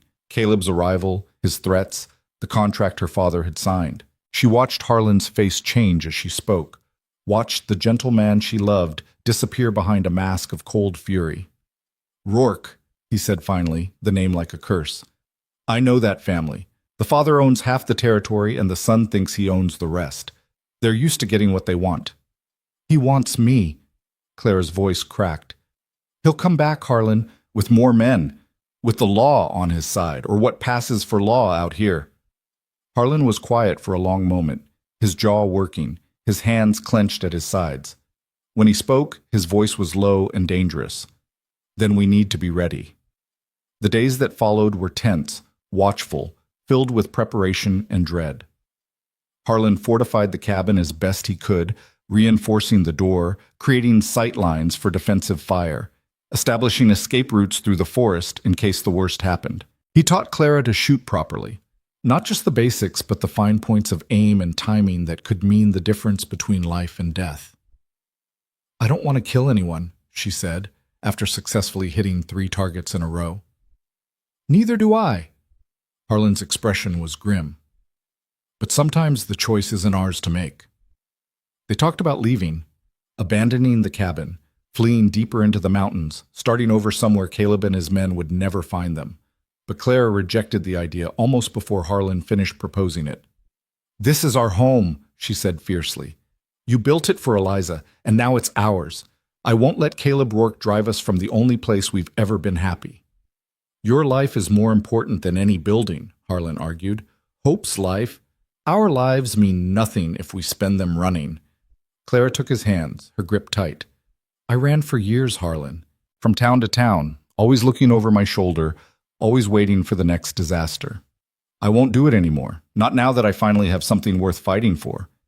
He stared at her for a long moment, and she saw the war playing out behind his eyes, the instinct to protect at any cost warring with respect for her choice. Finally, he nodded. "Then we fight. Together." "Together," Clara agreed. "Always." A week passed, then 2. The summer heat settled over the valley like a blanket, and still Caleb didn't return.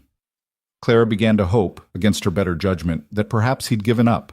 Perhaps he'd realized she wasn't worth the trouble. Perhaps his father had talked sense into him. But Harlan knew better. "He's gathering support," he said grimly, "building a case. When he comes back, it won't be with 3 men. It'll be with an army." He was right. They came on a Sunday morning in early August, just as the sun was cresting the eastern peaks. Clara was feeding hope when Shadow began to howl. Not a warning growl this time, but a full-throated cry of alarm that brought the rest of the pack running from wherever they'd been scattered. Harlan was at the window before Clara could even rise. What she saw in his face made her blood turn to ice. "How many?" she whispered. 15, maybe 20, armed, some in uniform." His voice was flat, emotionless, the voice of a man preparing for war. "They've brought the sheriff." Clara joined him at the window, hope pressed close to her chest, and looked down at the army approaching their home. Caleb rode at the front, of course, his handsome face alight with triumph. Behind him came a motley collection of men, hired guns, townspeople, even a few she recognized from her brief time in Copper Ridge. And riding beside Caleb, his badge glinting in the morning light, was Sheriff Thomas Grady. Grady was a hard man, she'd heard, fair, mostly, but with a rigid view of law and order that left little room for nuance. If Caleb had convinced him that Clara was being held against her will, that Harlan was the monster everyone believed him to be. "Harlan Drake!" Grady's voice boomed across the clearing.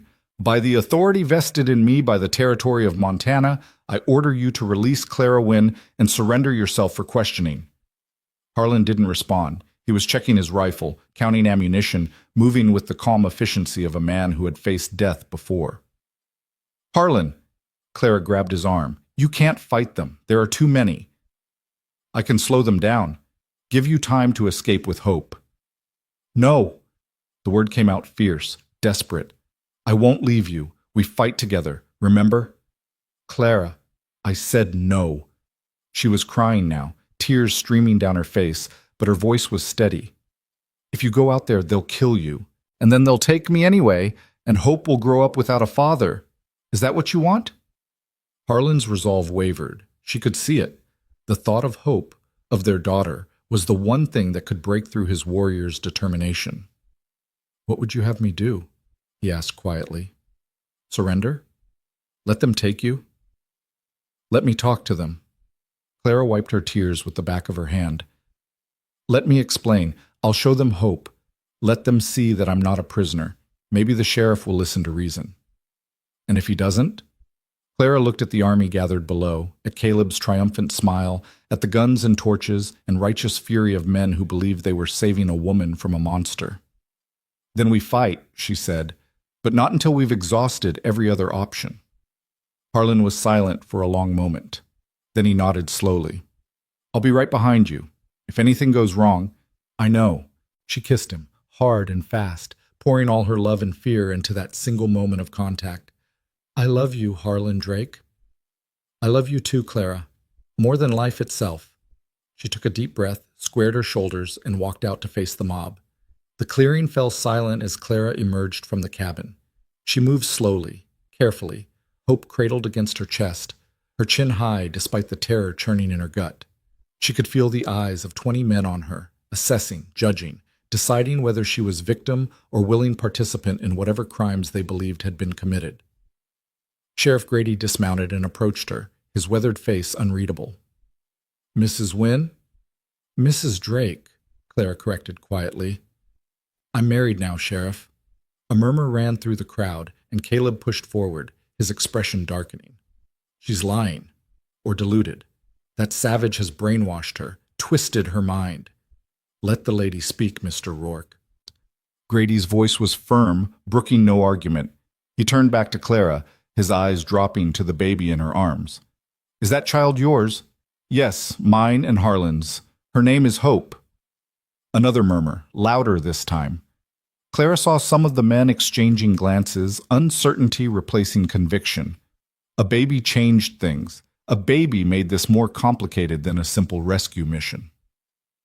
"Mr. Rourke claims you were purchased against your will," Grady said. "That you've been held captive in this cabin for over a year. That the man inside is a known murderer who has kept you isolated from all contact with the outside world." "Mr. Rourke is wrong." Clara's voice rang out clear and strong. "My father sold me to a man named Blackwood, who intended to force me into prostitution in Helena. Harlan Drake paid $800 in gold to save me from that fate. He brought me here, gave me shelter, gave me a choice. I chose to stay. I chose to marry him. I chose to have his child. Every decision has been mine, Sheriff. Every single one." Caleb's face twisted with rage. "She's lying, or she doesn't know what she's saying. Stockholm Syndrome, gentlemen. That's what this is. The victim identifies with her captor, defends him, even claims to love him." "I'm not a victim," Clara's voice rose, sharp with anger. "I'm a woman who was given no choices my entire life, until one man offered me the freedom to choose for myself. You want to talk about captivity, Caleb? Let's talk about the marriage contract my father signed without my knowledge or consent. Let's talk about how you plan to treat me like property, just like Blackwood did.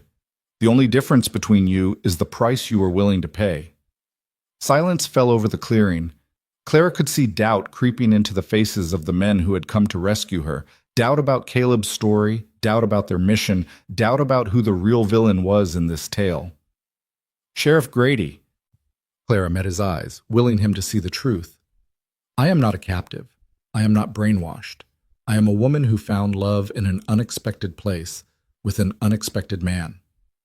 Harlan Drake saved my life.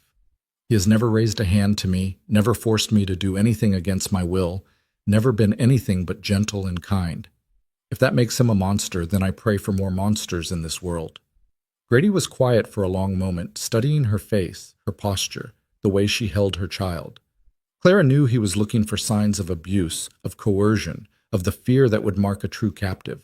She held his gaze steadily, letting him see exactly who and what she was. "She's a liar!" Caleb's voice cracked with frustration. "Can't you see she's protecting him? He's threatened her, threatened the baby." "That's enough, Mr. Rourke." Grady's voice was cold. "The woman seems lucid and unharmed. The child appears healthy and well cared for." "Unless you have evidence of an actual crime, I have a contract." Caleb pulled a crumpled paper from his coat. "Signed by her father, witnessed and sealed. She was promised to me before Drake interfered." Grady took the paper and examined it, his expression unreadable. Clara's heart sank. Whatever that contract said, it might be enough to justify taking her by force. "This contract is dated after Mrs. Drake's marriage," Grady said finally. "Even if it were legitimate, which I'm not convinced it is, it was signed after she was legally wed to another man. It's worthless." "My father had no right to sign it," Clara added. "I was already married, already carrying my husband's child. Any agreement he made was fraudulent from the start." Caleb's face had gone purple with rage. "You can't let her stay with that murderer. Everyone knows what he did. The men he killed were the outlaws who murdered his first wife and unborn child," Grady interrupted. "I've done my research, Mr. Rourke. Harlan Drake took justice into his own hands, yes, but the men he killed were wanted criminals with bounties on their heads. Some might call him a vigilante. Others might call him a grieving husband who punished those responsible for his loss." He folded the worthless contract and tucked it into his pocket. "Either way, it's not a matter for this posse." A ripple of unease ran through the gathered men. Clara could see them reconsidering, reevaluating, realizing that perhaps they'd been sold a different story than the one playing out before them. "Sheriff?" Caleb's voice had gone silky, dangerous. "Surely you're not going to let this stand. The woman is clearly compromised. She needs to be examined by a doctor, questioned by proper authorities. The woman is standing right here," Clara snapped, "and she doesn't need to be examined or questioned. She needs to be left in peace with her family." "Your family?" Caleb laughed, but there was an edge of hysteria to it. "Your family is a murderer and a pack of wild animals. You're raising that baby like a savage, and you expect us to just walk away?" "Yes." Clara's voice was ice. "That's exactly what I expect." Caleb stared at her for a long moment, and Clara saw something shift in his eyes, the realization that he was losing, that his rescue mission had become something else entirely, that the woman he'd come to claim was not the frightened girl he remembered. And then, without warning, he drew his pistol. "If I can't have you," he snarled, "then neither can he." Time seemed to slow. Clara saw the gun rise, saw Caleb's finger tighten on the trigger, saw death approaching with horrible inevitability. She had just enough time to think of hope, of Harlan, of the life they'd built together. And then the wolves attacked. They came from everywhere at once, gray shapes erupting from the forest, teeth flashing, snarls filling the air. The clearing exploded into chaos as horses reared and men screamed and gunshots echoed off the mountains. Clara dropped to her knees, shielding hope with her body, as the world dissolved into violence around her. She saw Gray, the alpha male, launch himself at Caleb, knocking the gun from his hand and bearing him to the ground. She saw Shadow standing over her, teeth bared, daring anyone to approach. She saw men fleeing in all directions, their courage shattered by the primal terror of a wolf pack on the attack. And then she saw Harlan. He emerged from the cabin like a force of nature, his rifle in his hands, his face set in lines of cold fury. He moved through the chaos with terrible efficiency, disarming men who had dropped their weapons, pulling horses away from fallen riders, calling commands to the wolves in a language Clara didn't understand. In minutes, it was over. The clearing was littered with dropped weapons, trampled supplies, abandoned horses. The posse had fled, scattered across the mountainside in their panic. Sheriff Grady stood alone near the edge of the forest, his own gun holstered, his face pale but composed. Caleb Rourke lay pinned beneath Gray's massive paws, whimpering with terror, his expensive clothes torn and bloodied from a dozen shallow bites. "Call it off," he begged, his voice high and thin. "Please call it off." Harlan approached slowly, his rifle trained on Caleb's forehead. "Give me one reason I shouldn't let him finish what he started." "Because you're better than him." Clara's voice rang out, steady despite the adrenaline still coursing through her veins. She rose to her feet, hope still clutched to her chest, and walked to stand beside her husband. "Because our daughter is watching. Because if you kill him in cold blood, you become what they say you are." Harlan didn't look at her, but she saw his jaw tighten, saw the struggle playing out behind his gray eyes. The wolves waited, silent and patient, ready to tear Caleb apart on command. "He tried to kill you," Harlan said quietly. "And he failed. Let the law handle him." Clara turned to Sheriff Grady, who was watching the scene with an expression of barely contained shock. "Sheriff, you witnessed what happened. Caleb Rourke drew his weapon on an unarmed woman holding an infant. That's attempted murder." Grady nodded slowly. "I saw it. A dozen of my men saw it too." "Then arrest him. Take him back to town. Let justice be served properly, through the courts, not through bloodshed." For a long, terrible moment, nothing happened. Harlan's finger rested on the trigger, his aim steady, his face unreadable. The wolf growled, its breath hot against Caleb's face. Then, slowly, Harlan lowered the rifle. "Gray," he said quietly, "release." The alpha wolf stepped back, and Caleb scrambled to his feet, his face a mask of terror and fury. "This isn't over," he spat. "My father will hear about this. He'll destroy you, Drake. He'll burn this cabin to the ground, and—" "Mr. Rourke," Grady's voice cut through the threats like a knife. "You are under arrest for attempted murder. You have the right to remain silent, and I strongly suggest you exercise it." Clara watched as the sheriff handcuffed Caleb and led him toward the remaining horses. She watched as the last of the posse members slunk out of the forest, shamefaced and frightened. She watched as the wolves formed a protective ring around the cabin, their yellow eyes gleaming with something that might have been satisfaction. And then, when it was finally over, she collapsed against Harlan and wept. He held her for a long time, one arm around her shoulders, one hand cradling Hope's head, his body a solid wall of warmth and safety. The wolves settled around them, Gray and Moon, Shadow and the others, a family united in the aftermath of violence. "It's over," Harlan murmured into her hair. "It's over, Clara. You're safe." "I was so scared," she confessed, her voice muffled against his chest. "When he pointed that gun, I thought, I know." His arms tightened around her. "I thought so too. When I heard the shot, He broke off, unable to continue. Clara looked up at him, seeing the fear behind his stoic mask, the love that had driven him to face an army for her sake. "You came for me. You always come for me." "Always," he agreed. "Until my last breath." They stood together as the sun rose higher, as the shadows of violence receded, as peace settled once more over their mountain home. Hope had fallen asleep against Clara's breast, untroubled by the chaos she was too young to understand. The wolves began to disperse, returning to their usual activities, the crisis over and forgotten. But Clara knew it wasn't truly over. Caleb's arrest would bring consequences, his father's wealth and influence, the inevitable retaliation of a powerful man whose heir had been humiliated. There would be more battles to fight, more threats to face, more moments when their little family's survival hung in the balance. But for now, in this moment, they had won. "We should go inside," she said finally. "Hope needs to eat, and I need to sit down." Harlan nodded, guiding her toward the cabin with gentle hands. At the door he paused and looked back at the clearing, at the trampled ground, the scattered debris, the evidence of the confrontation that had just occurred. They'll be back, he said quietly. Maybe not Caleb, but others. Men who believe what he believes. Men who think they can take what isn't theirs. I know. Clara leaned against him, drawing strength from his presence. But we'll be ready. We'll always be ready. Together? She smiled despite everything. Together, always. They went inside, and the door closed behind them, shutting out the world and its dangers.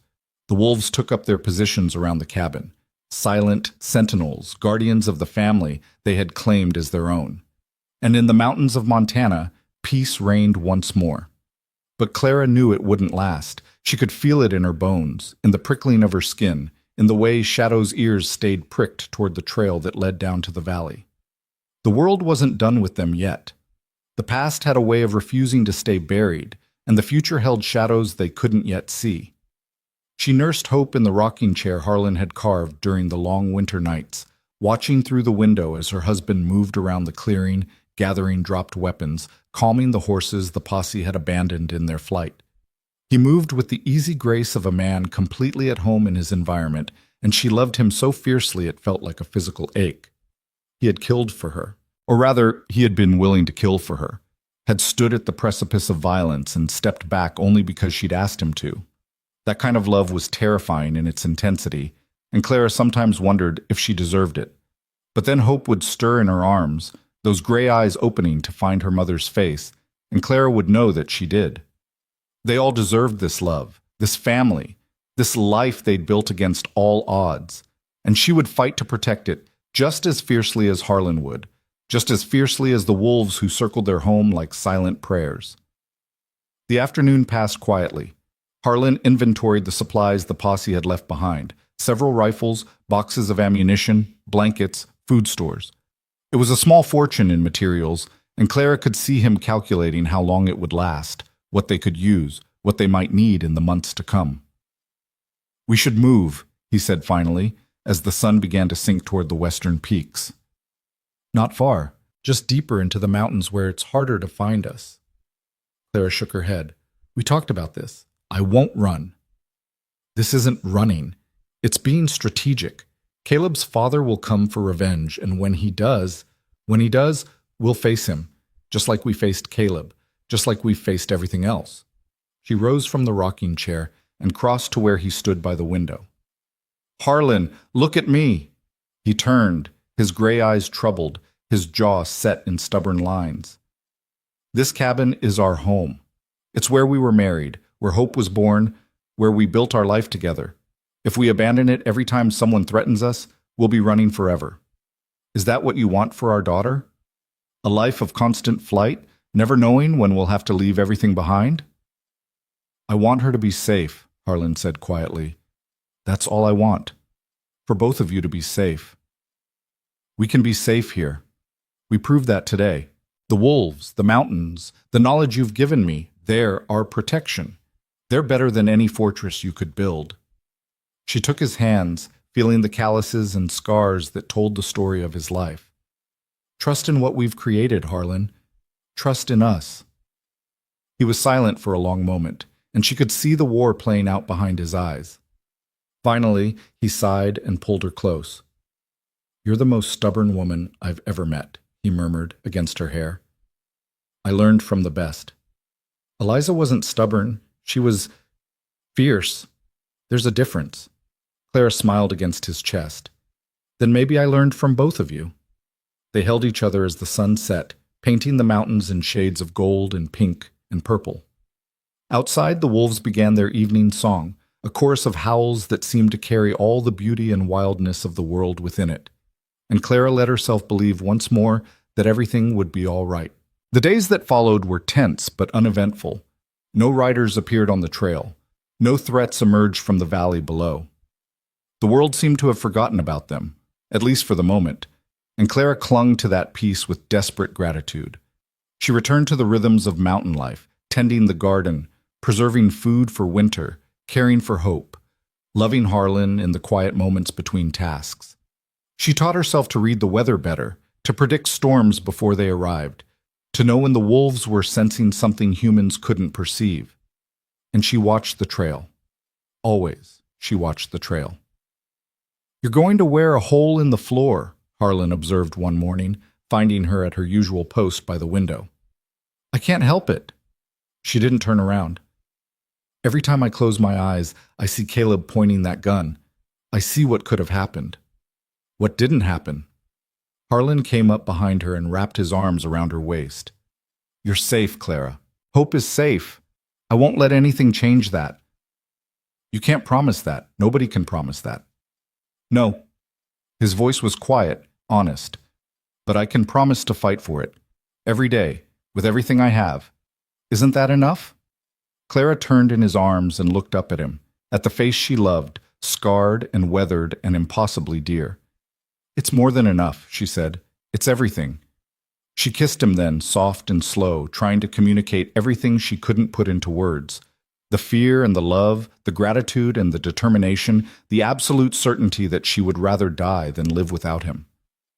When they finally broke apart, both breathless, Harlan's eyes were bright with emotion. "Come with me," he said. "There's something I want to show you."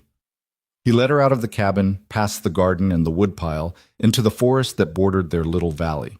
Clara followed, curious despite herself, trusting him as she always did to lead her somewhere worth going. They walked for nearly an hour, following trails she'd never noticed before, climbing higher and higher into the mountains. The wolves accompanied them, Shadow at Clara's heel, the others ranging ahead, a protective escort through the wilderness. And then, suddenly, they emerged from the trees, and Clara gasped. They stood on a rocky outcrop overlooking a vista so beautiful it stole her breath.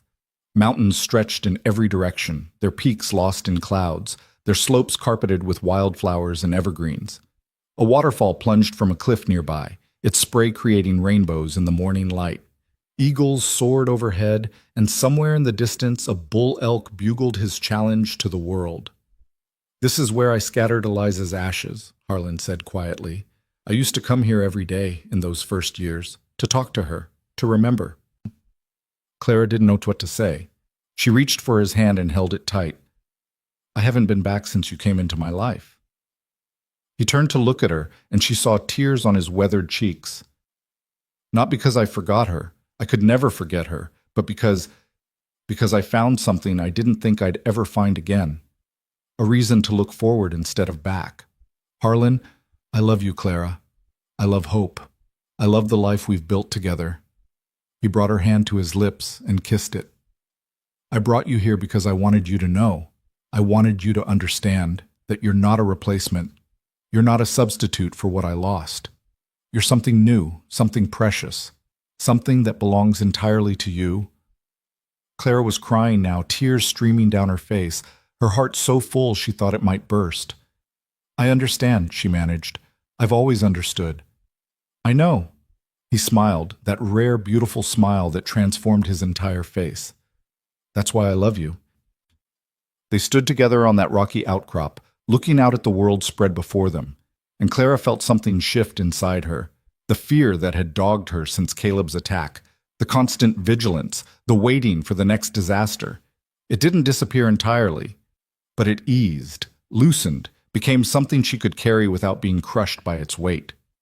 This was her home. These mountains, this man, this life, and she would fight for it with everything she had. "Thank you for showing me this," she said finally. "Thank you for being here to see it." They made their way back to the cabin as the sun climbed higher, walking hand in hand through the forest, the wolves padding silently around them.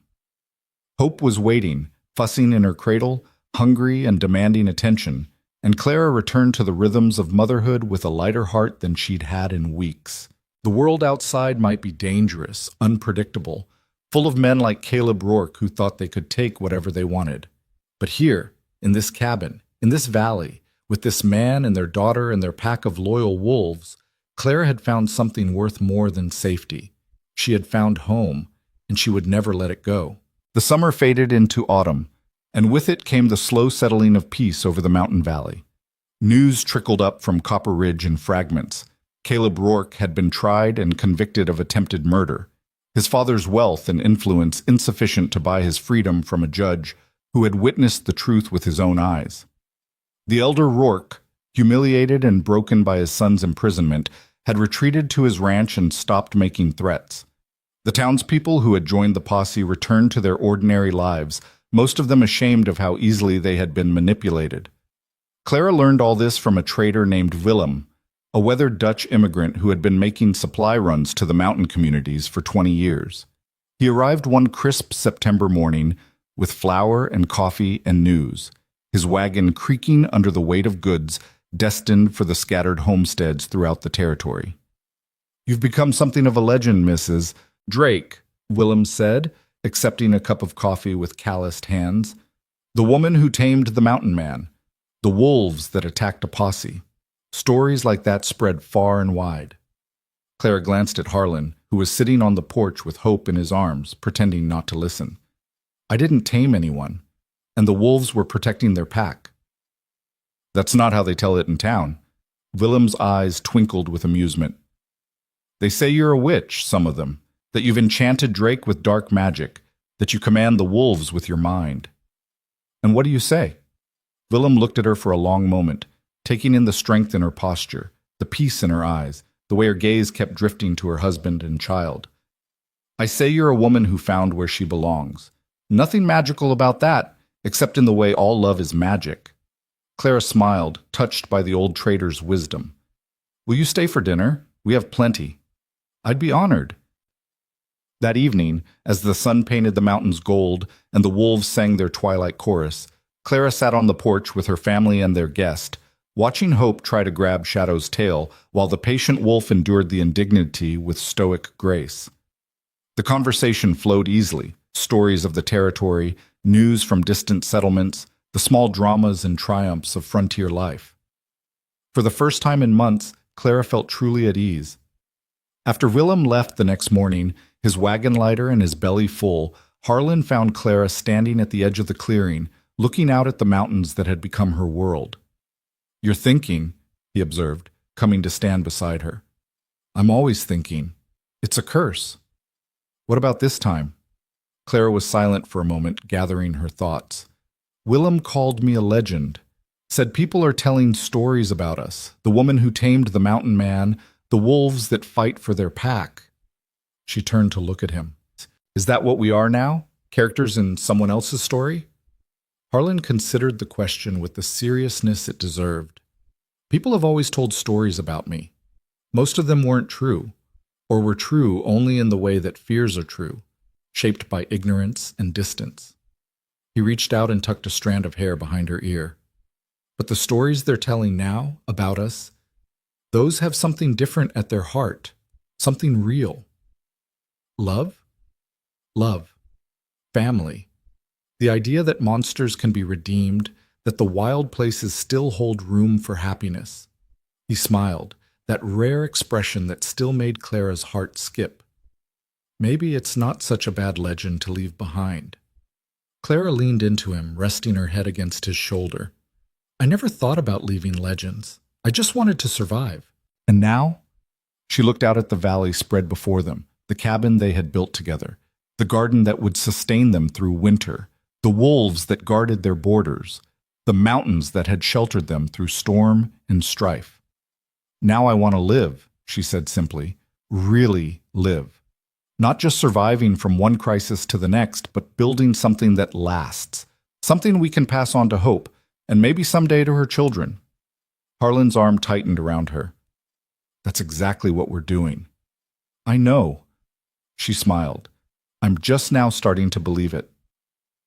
The autumn deepened, bringing with it the rituals of preparation that Clara had come to love.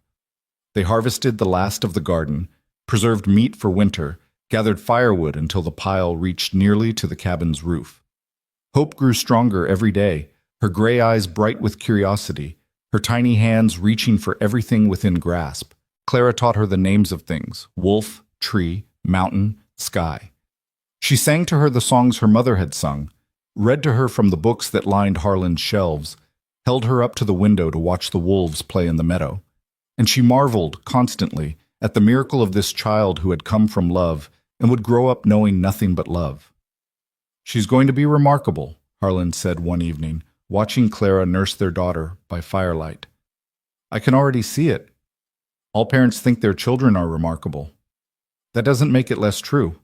He came to sit beside them, his large hand gentle on Hope's head. She has your spirit, Clara, that fire that refuses to be extinguished. And she has my stubbornness, God help us all. Clara laughed. Heaven help whoever tries to tell her no. Heaven help whoever tries to take anything she loves. Harlan's voice had gone serious. She'll fight for what matters, just like we do. Just like you did, from the very beginning. Clara thought about that. About the frightened girl who had been sold in a saloon, about the woman who had faced down a mob with nothing but words and will. She barely recognized that girl now, buried under layers of strength and love and hard-won wisdom.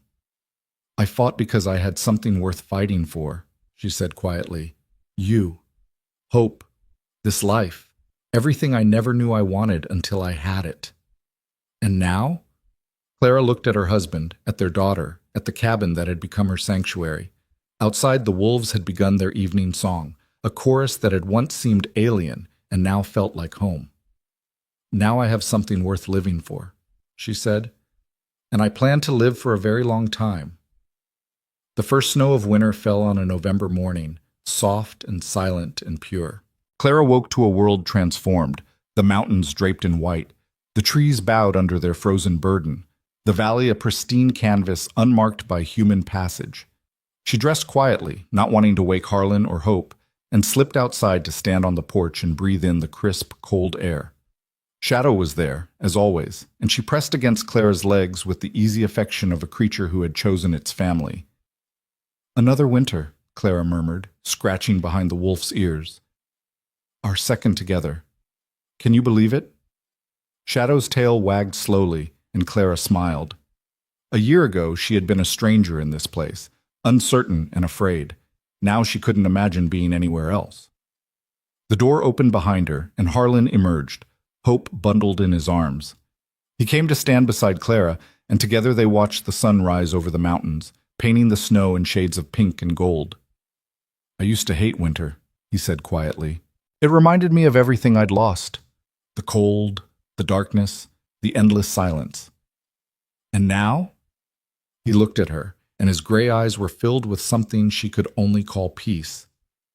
Now, it reminds me of everything I've found. Clara reached for his free hand and held it tight. We found each other. Yes, against all odds, despite everything working against us. He brought her hand to his lips and kissed it, a gesture so familiar now, so precious. I would burn down every stone of this world to find you, Clara. I would tear apart the mountains themselves. You are everything to me, you and Hope. Everything. Tears pricked at Clara's eyes, but they were tears of joy, of gratitude, of love so deep it felt like drowning. I know, she whispered. I've always known. They stood together as the sun climbed higher, as the world woke around them, as another day began in their mountain sanctuary. Hope gurgled happily in her father's arms, reaching for the snowflakes that drifted down from the gray sky. Shadow watched it all with those knowing yellow eyes, guardian of a family she had claimed as her own. And Clara thought, with a certainty that filled her soul, this is what happiness feels like. Not the absence of pain or fear, but the presence of love strong enough to weather any storm. This is what I was born for. The winter months passed in their familiar rhythm, storms and stillness, darkness and light, the eternal cycle of survival that Clara had learned to embrace. She grew stronger in ways she hadn't expected, her body hardened by labor, her mind sharpened by the challenges of mountain life. She learned to navigate by stars when the landmarks were buried in snow, to find water when the streams were frozen, to track game when the hunting was lean. But more than survival skills, she learned patience, kindness, the quiet strength that comes from knowing exactly who you are and what you're fighting for. Harlan watched her transformation with pride and wonder. You're not the woman I brought up this mountain, he told her one evening as they sat together by the fire. No? Clara looked up from her mending, curious. No.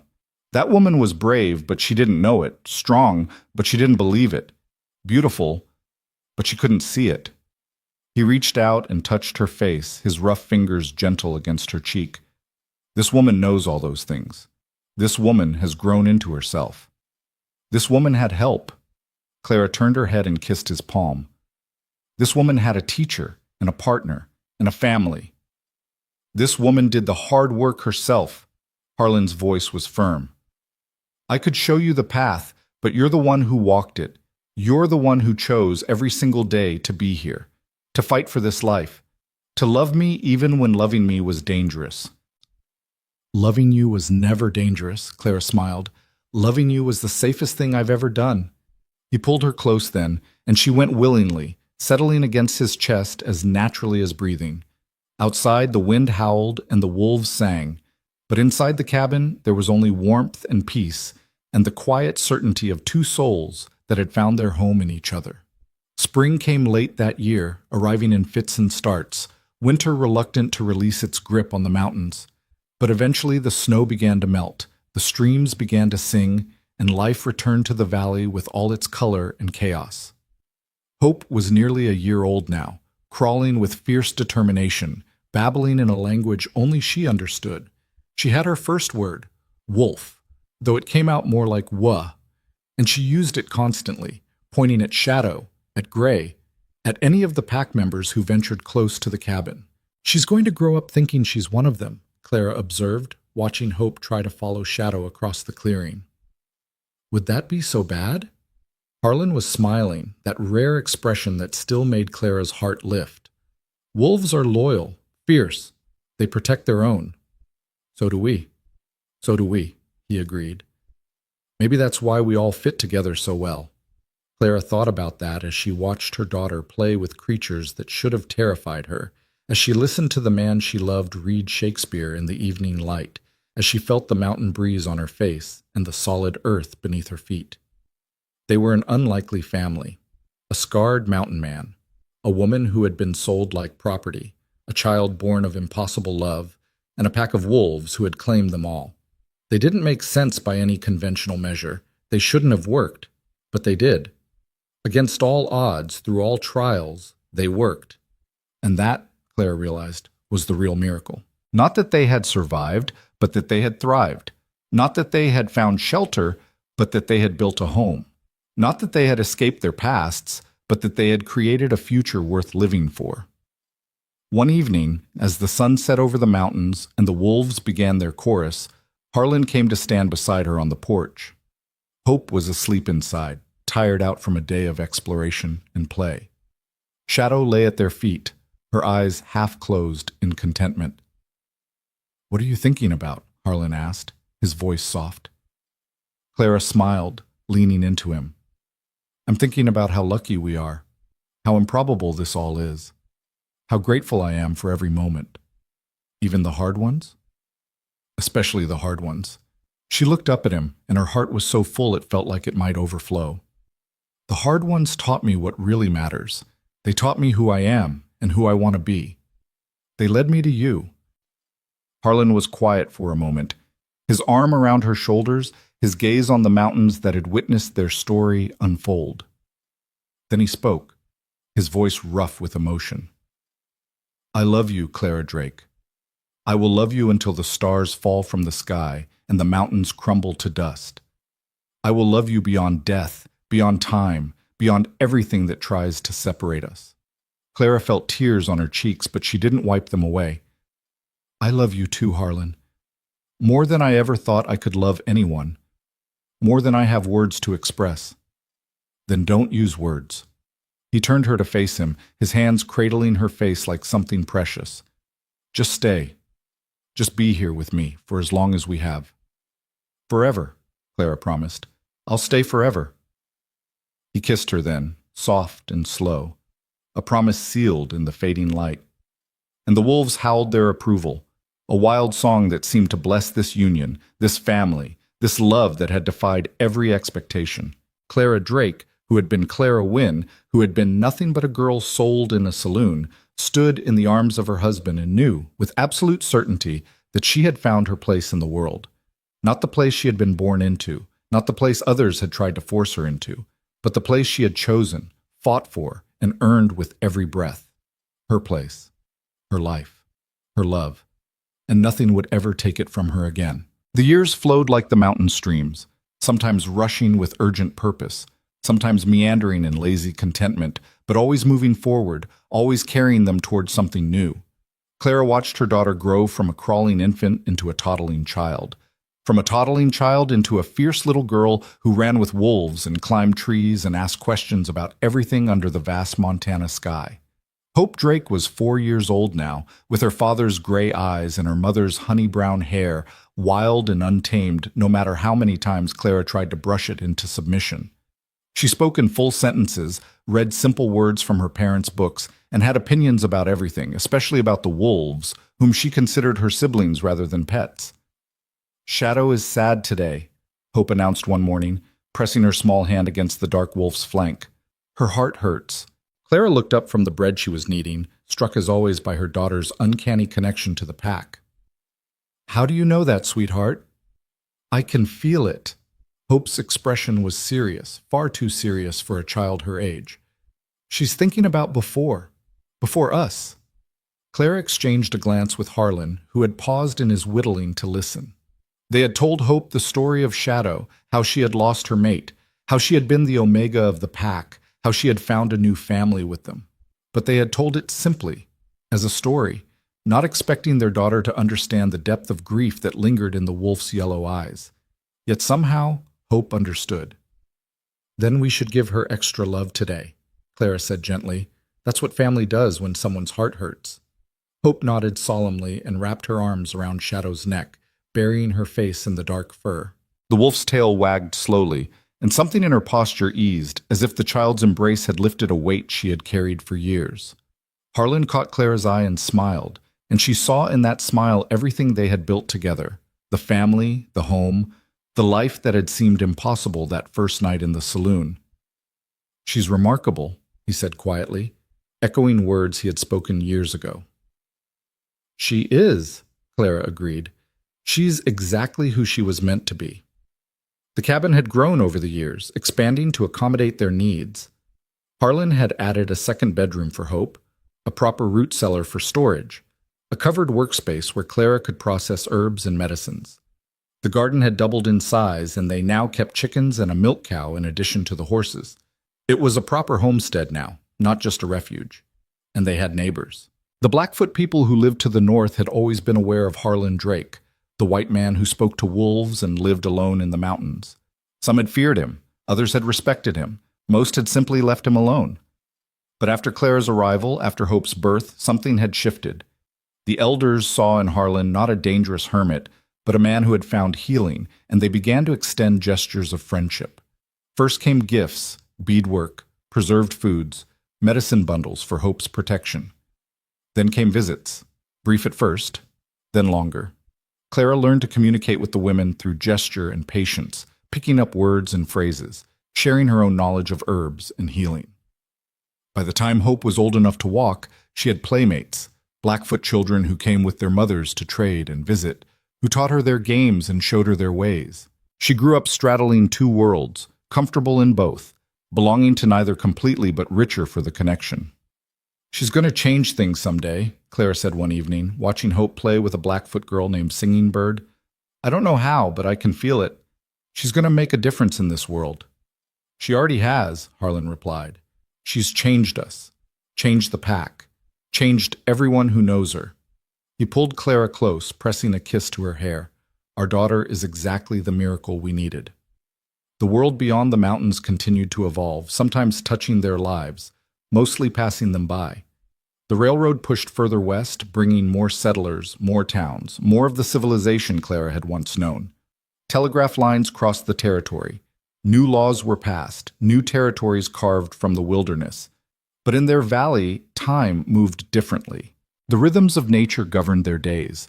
The migration of animals, the changing of seasons, the eternal cycle of birth and death and renewal.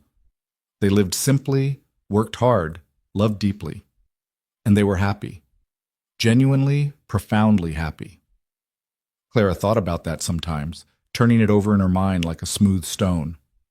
Happiness had seemed like such an impossible thing once, a luxury reserved for people with money and security, people who hadn't been sold by their own fathers, people whose lives hadn't been shaped by loss and betrayal. But she had found it here, in the most unlikely of places. with the most unlikely of people. Happiness wasn't about circumstances, she had learned. It was about choice, about deciding, every single day, to embrace the life you had rather than mourning the life you'd lost. She had made that choice. Harlan had made that choice. And together, they had built something beautiful. The autumn that Hope turned 5 brought unexpected visitors. Clara was gathering herbs at the edge of the forest when Shadow's warning growl alerted her to their presence. 2 riders approaching on the trail from Copper Ridge. Her hand went instinctively to the knife at her belt, her body tensing for flight or fight. But as the riders drew closer, she recognized one of them. Sheriff Thomas Grady looked older than she remembered, his hair gone completely gray, his face more deeply lined, but his eyes were the same, sharp, assessing, missing nothing. Beside him rode a young woman Clara didn't recognize, her dark hair pulled back from a face that bore the marks of recent crying. "Mrs. Drake," Grady tipped his hat as they reached the clearing. "I apologize for the intrusion." Clara didn't relax her guard. "Sheriff, what brings you this far from town?" Grady hesitated, and Clara saw something in his expression she hadn't expected. Uncertainty, perhaps even compassion. "There's news about your father." The words hit Clara like a physical blow. Her father. Samuel Wynne. She hadn't thought about him in years, had deliberately pushed all memory of him into a dark corner of her mind where it couldn't hurt her.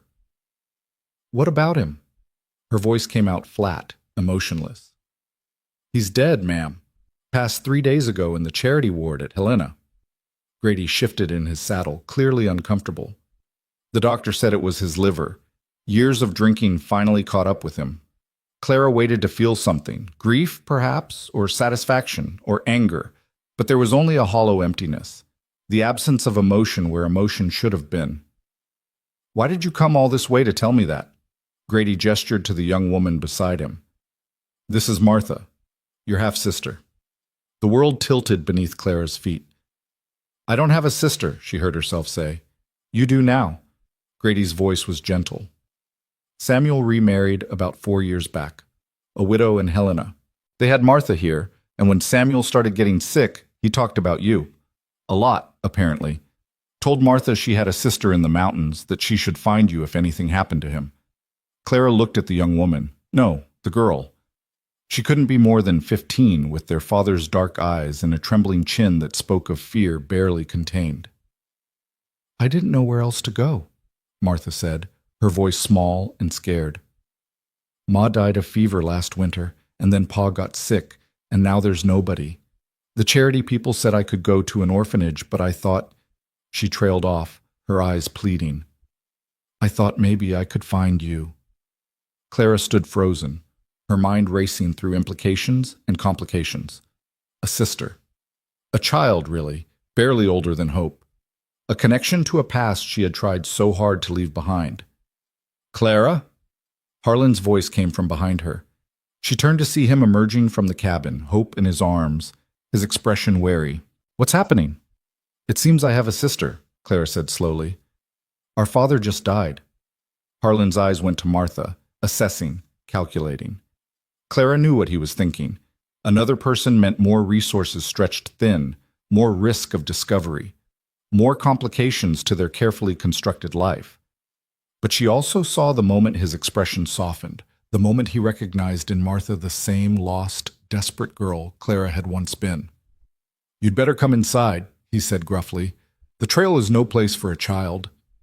They sat around the kitchen table, Clara and Harlan, Martha and Sheriff Grady, while Hope played with Shadow in the corner. Martha's story emerged in fits and starts, a childhood of poverty and instability, a mother who had tried her best, a father who had been absent more often than not. "He talked about you," Martha said, her eyes fixed on Clara. "Especially near the end. He said he'd made terrible mistakes, that he'd sold his daughter for gambling debts, that he'd never forgive himself.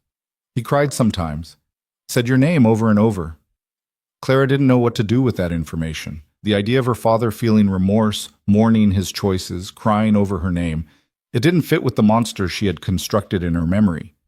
"He was a weak man," she said finally. "Weak and selfish and cruel." "He was," Martha agreed quietly, But he was also my father, and he's dead now, and I have nowhere to go." The plea was unspoken but clear. Clara looked at Harlan, and something passed between them. A conversation without words, the kind of communication that came from years of loving and knowing each other. "You can stay," Clara heard herself say, "for as long as you need." Martha's face crumpled with relief and gratitude. "Thank you. Thank you. I won't be any trouble, I promise. I can work hard and help with whatever needs doing." "Your family," Clara interrupted gently. "You don't need to earn your place here." It was strange, claiming this girl as family. Strange, but not unwelcome. Clara had spent so long with only Harlan and Hope, had grown accustomed to their small, tight-knit unit. But looking at Martha, at her father's eyes in a stranger's face, she felt something unlock inside her.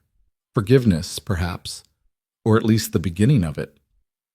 Sheriff Grady left the next morning, satisfied that Martha would be cared for.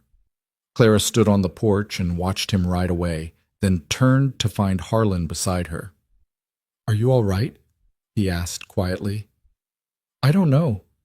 She leaned against him, drawing strength from his solid presence. "I never expected this. A sister.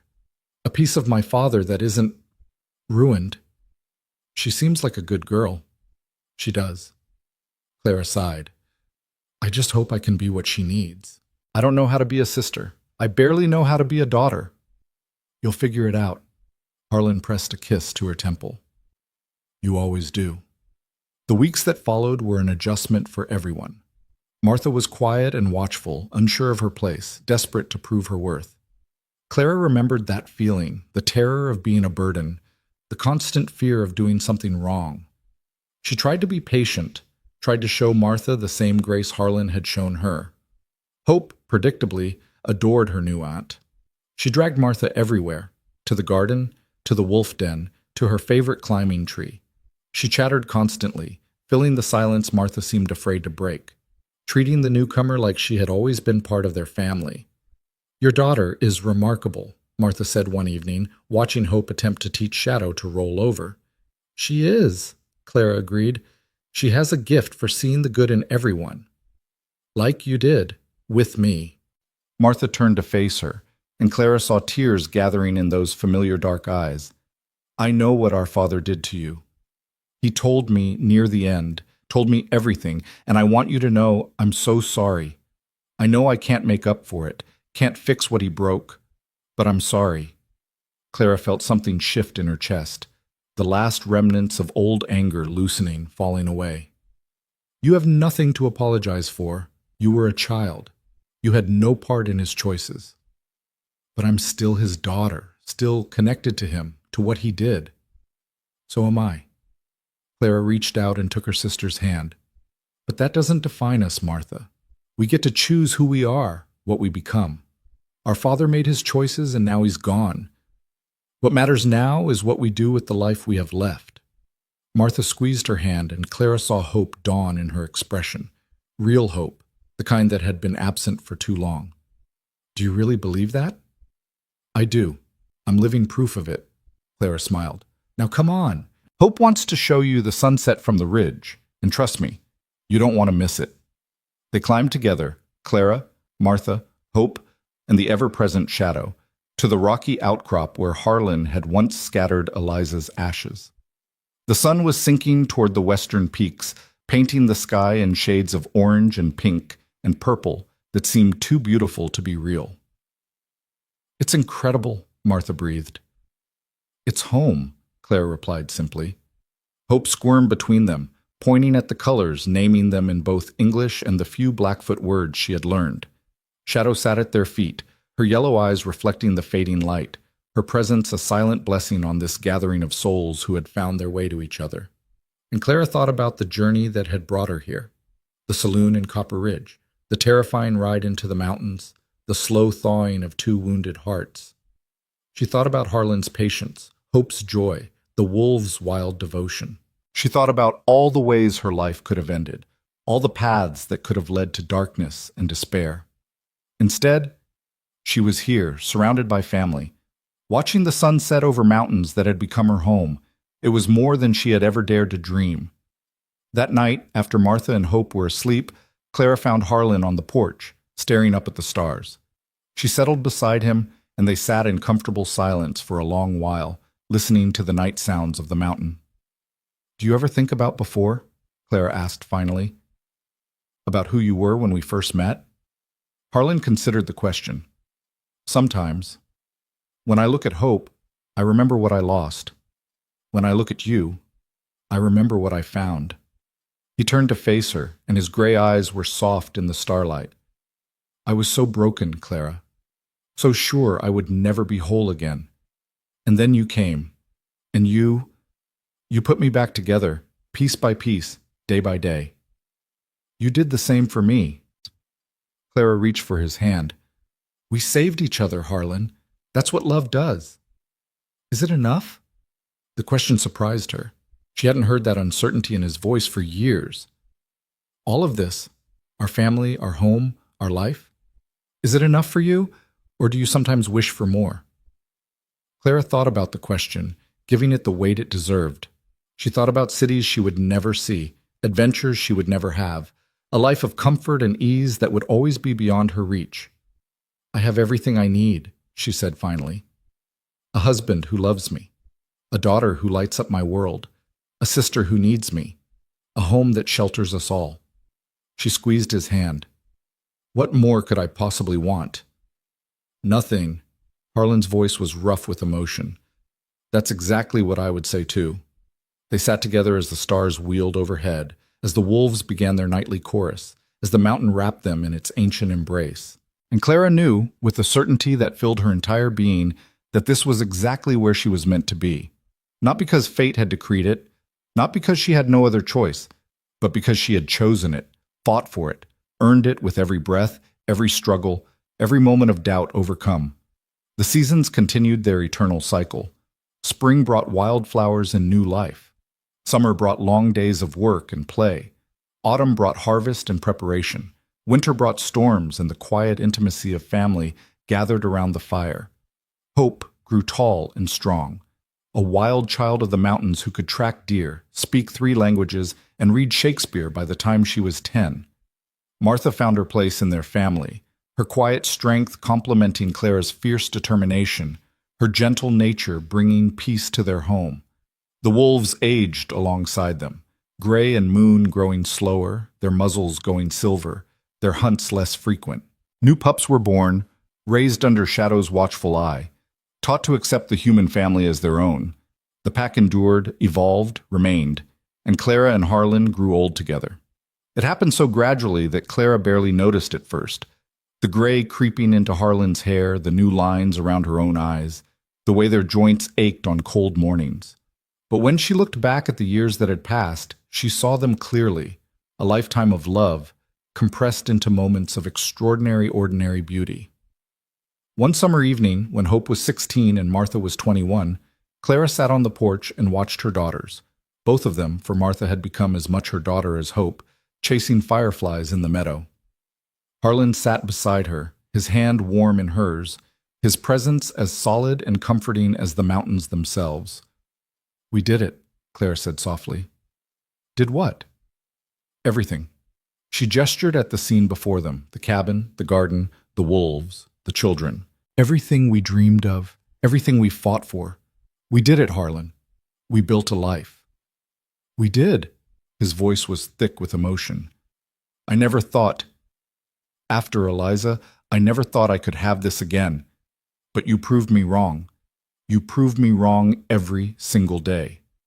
Clara turned to look at him, at his weathered face, his gray hair, his eyes that still held the same depth of love they had held that first night when he'd carried her out of the saloon. "No one wanted to be the mountain man's wife," she said, echoing words from so long ago, "until I saw the truth of your heart. And no one thought I could love again." Harlan brought her hand to his lips. "Until you taught me how." They sat together as the sun set, as their daughters laughed in the meadow, as the wolves began their evening song. And Clara knew with perfect clarity that this was the ending she had always been searching for, not dramatic or tragic, but quiet and complete. A life well lived, a love well earned, a family well built, Under the endless Montana sky, surrounded by mountains and wolves and the people she loved most in the world, Clara Drake closed her eyes and smiled.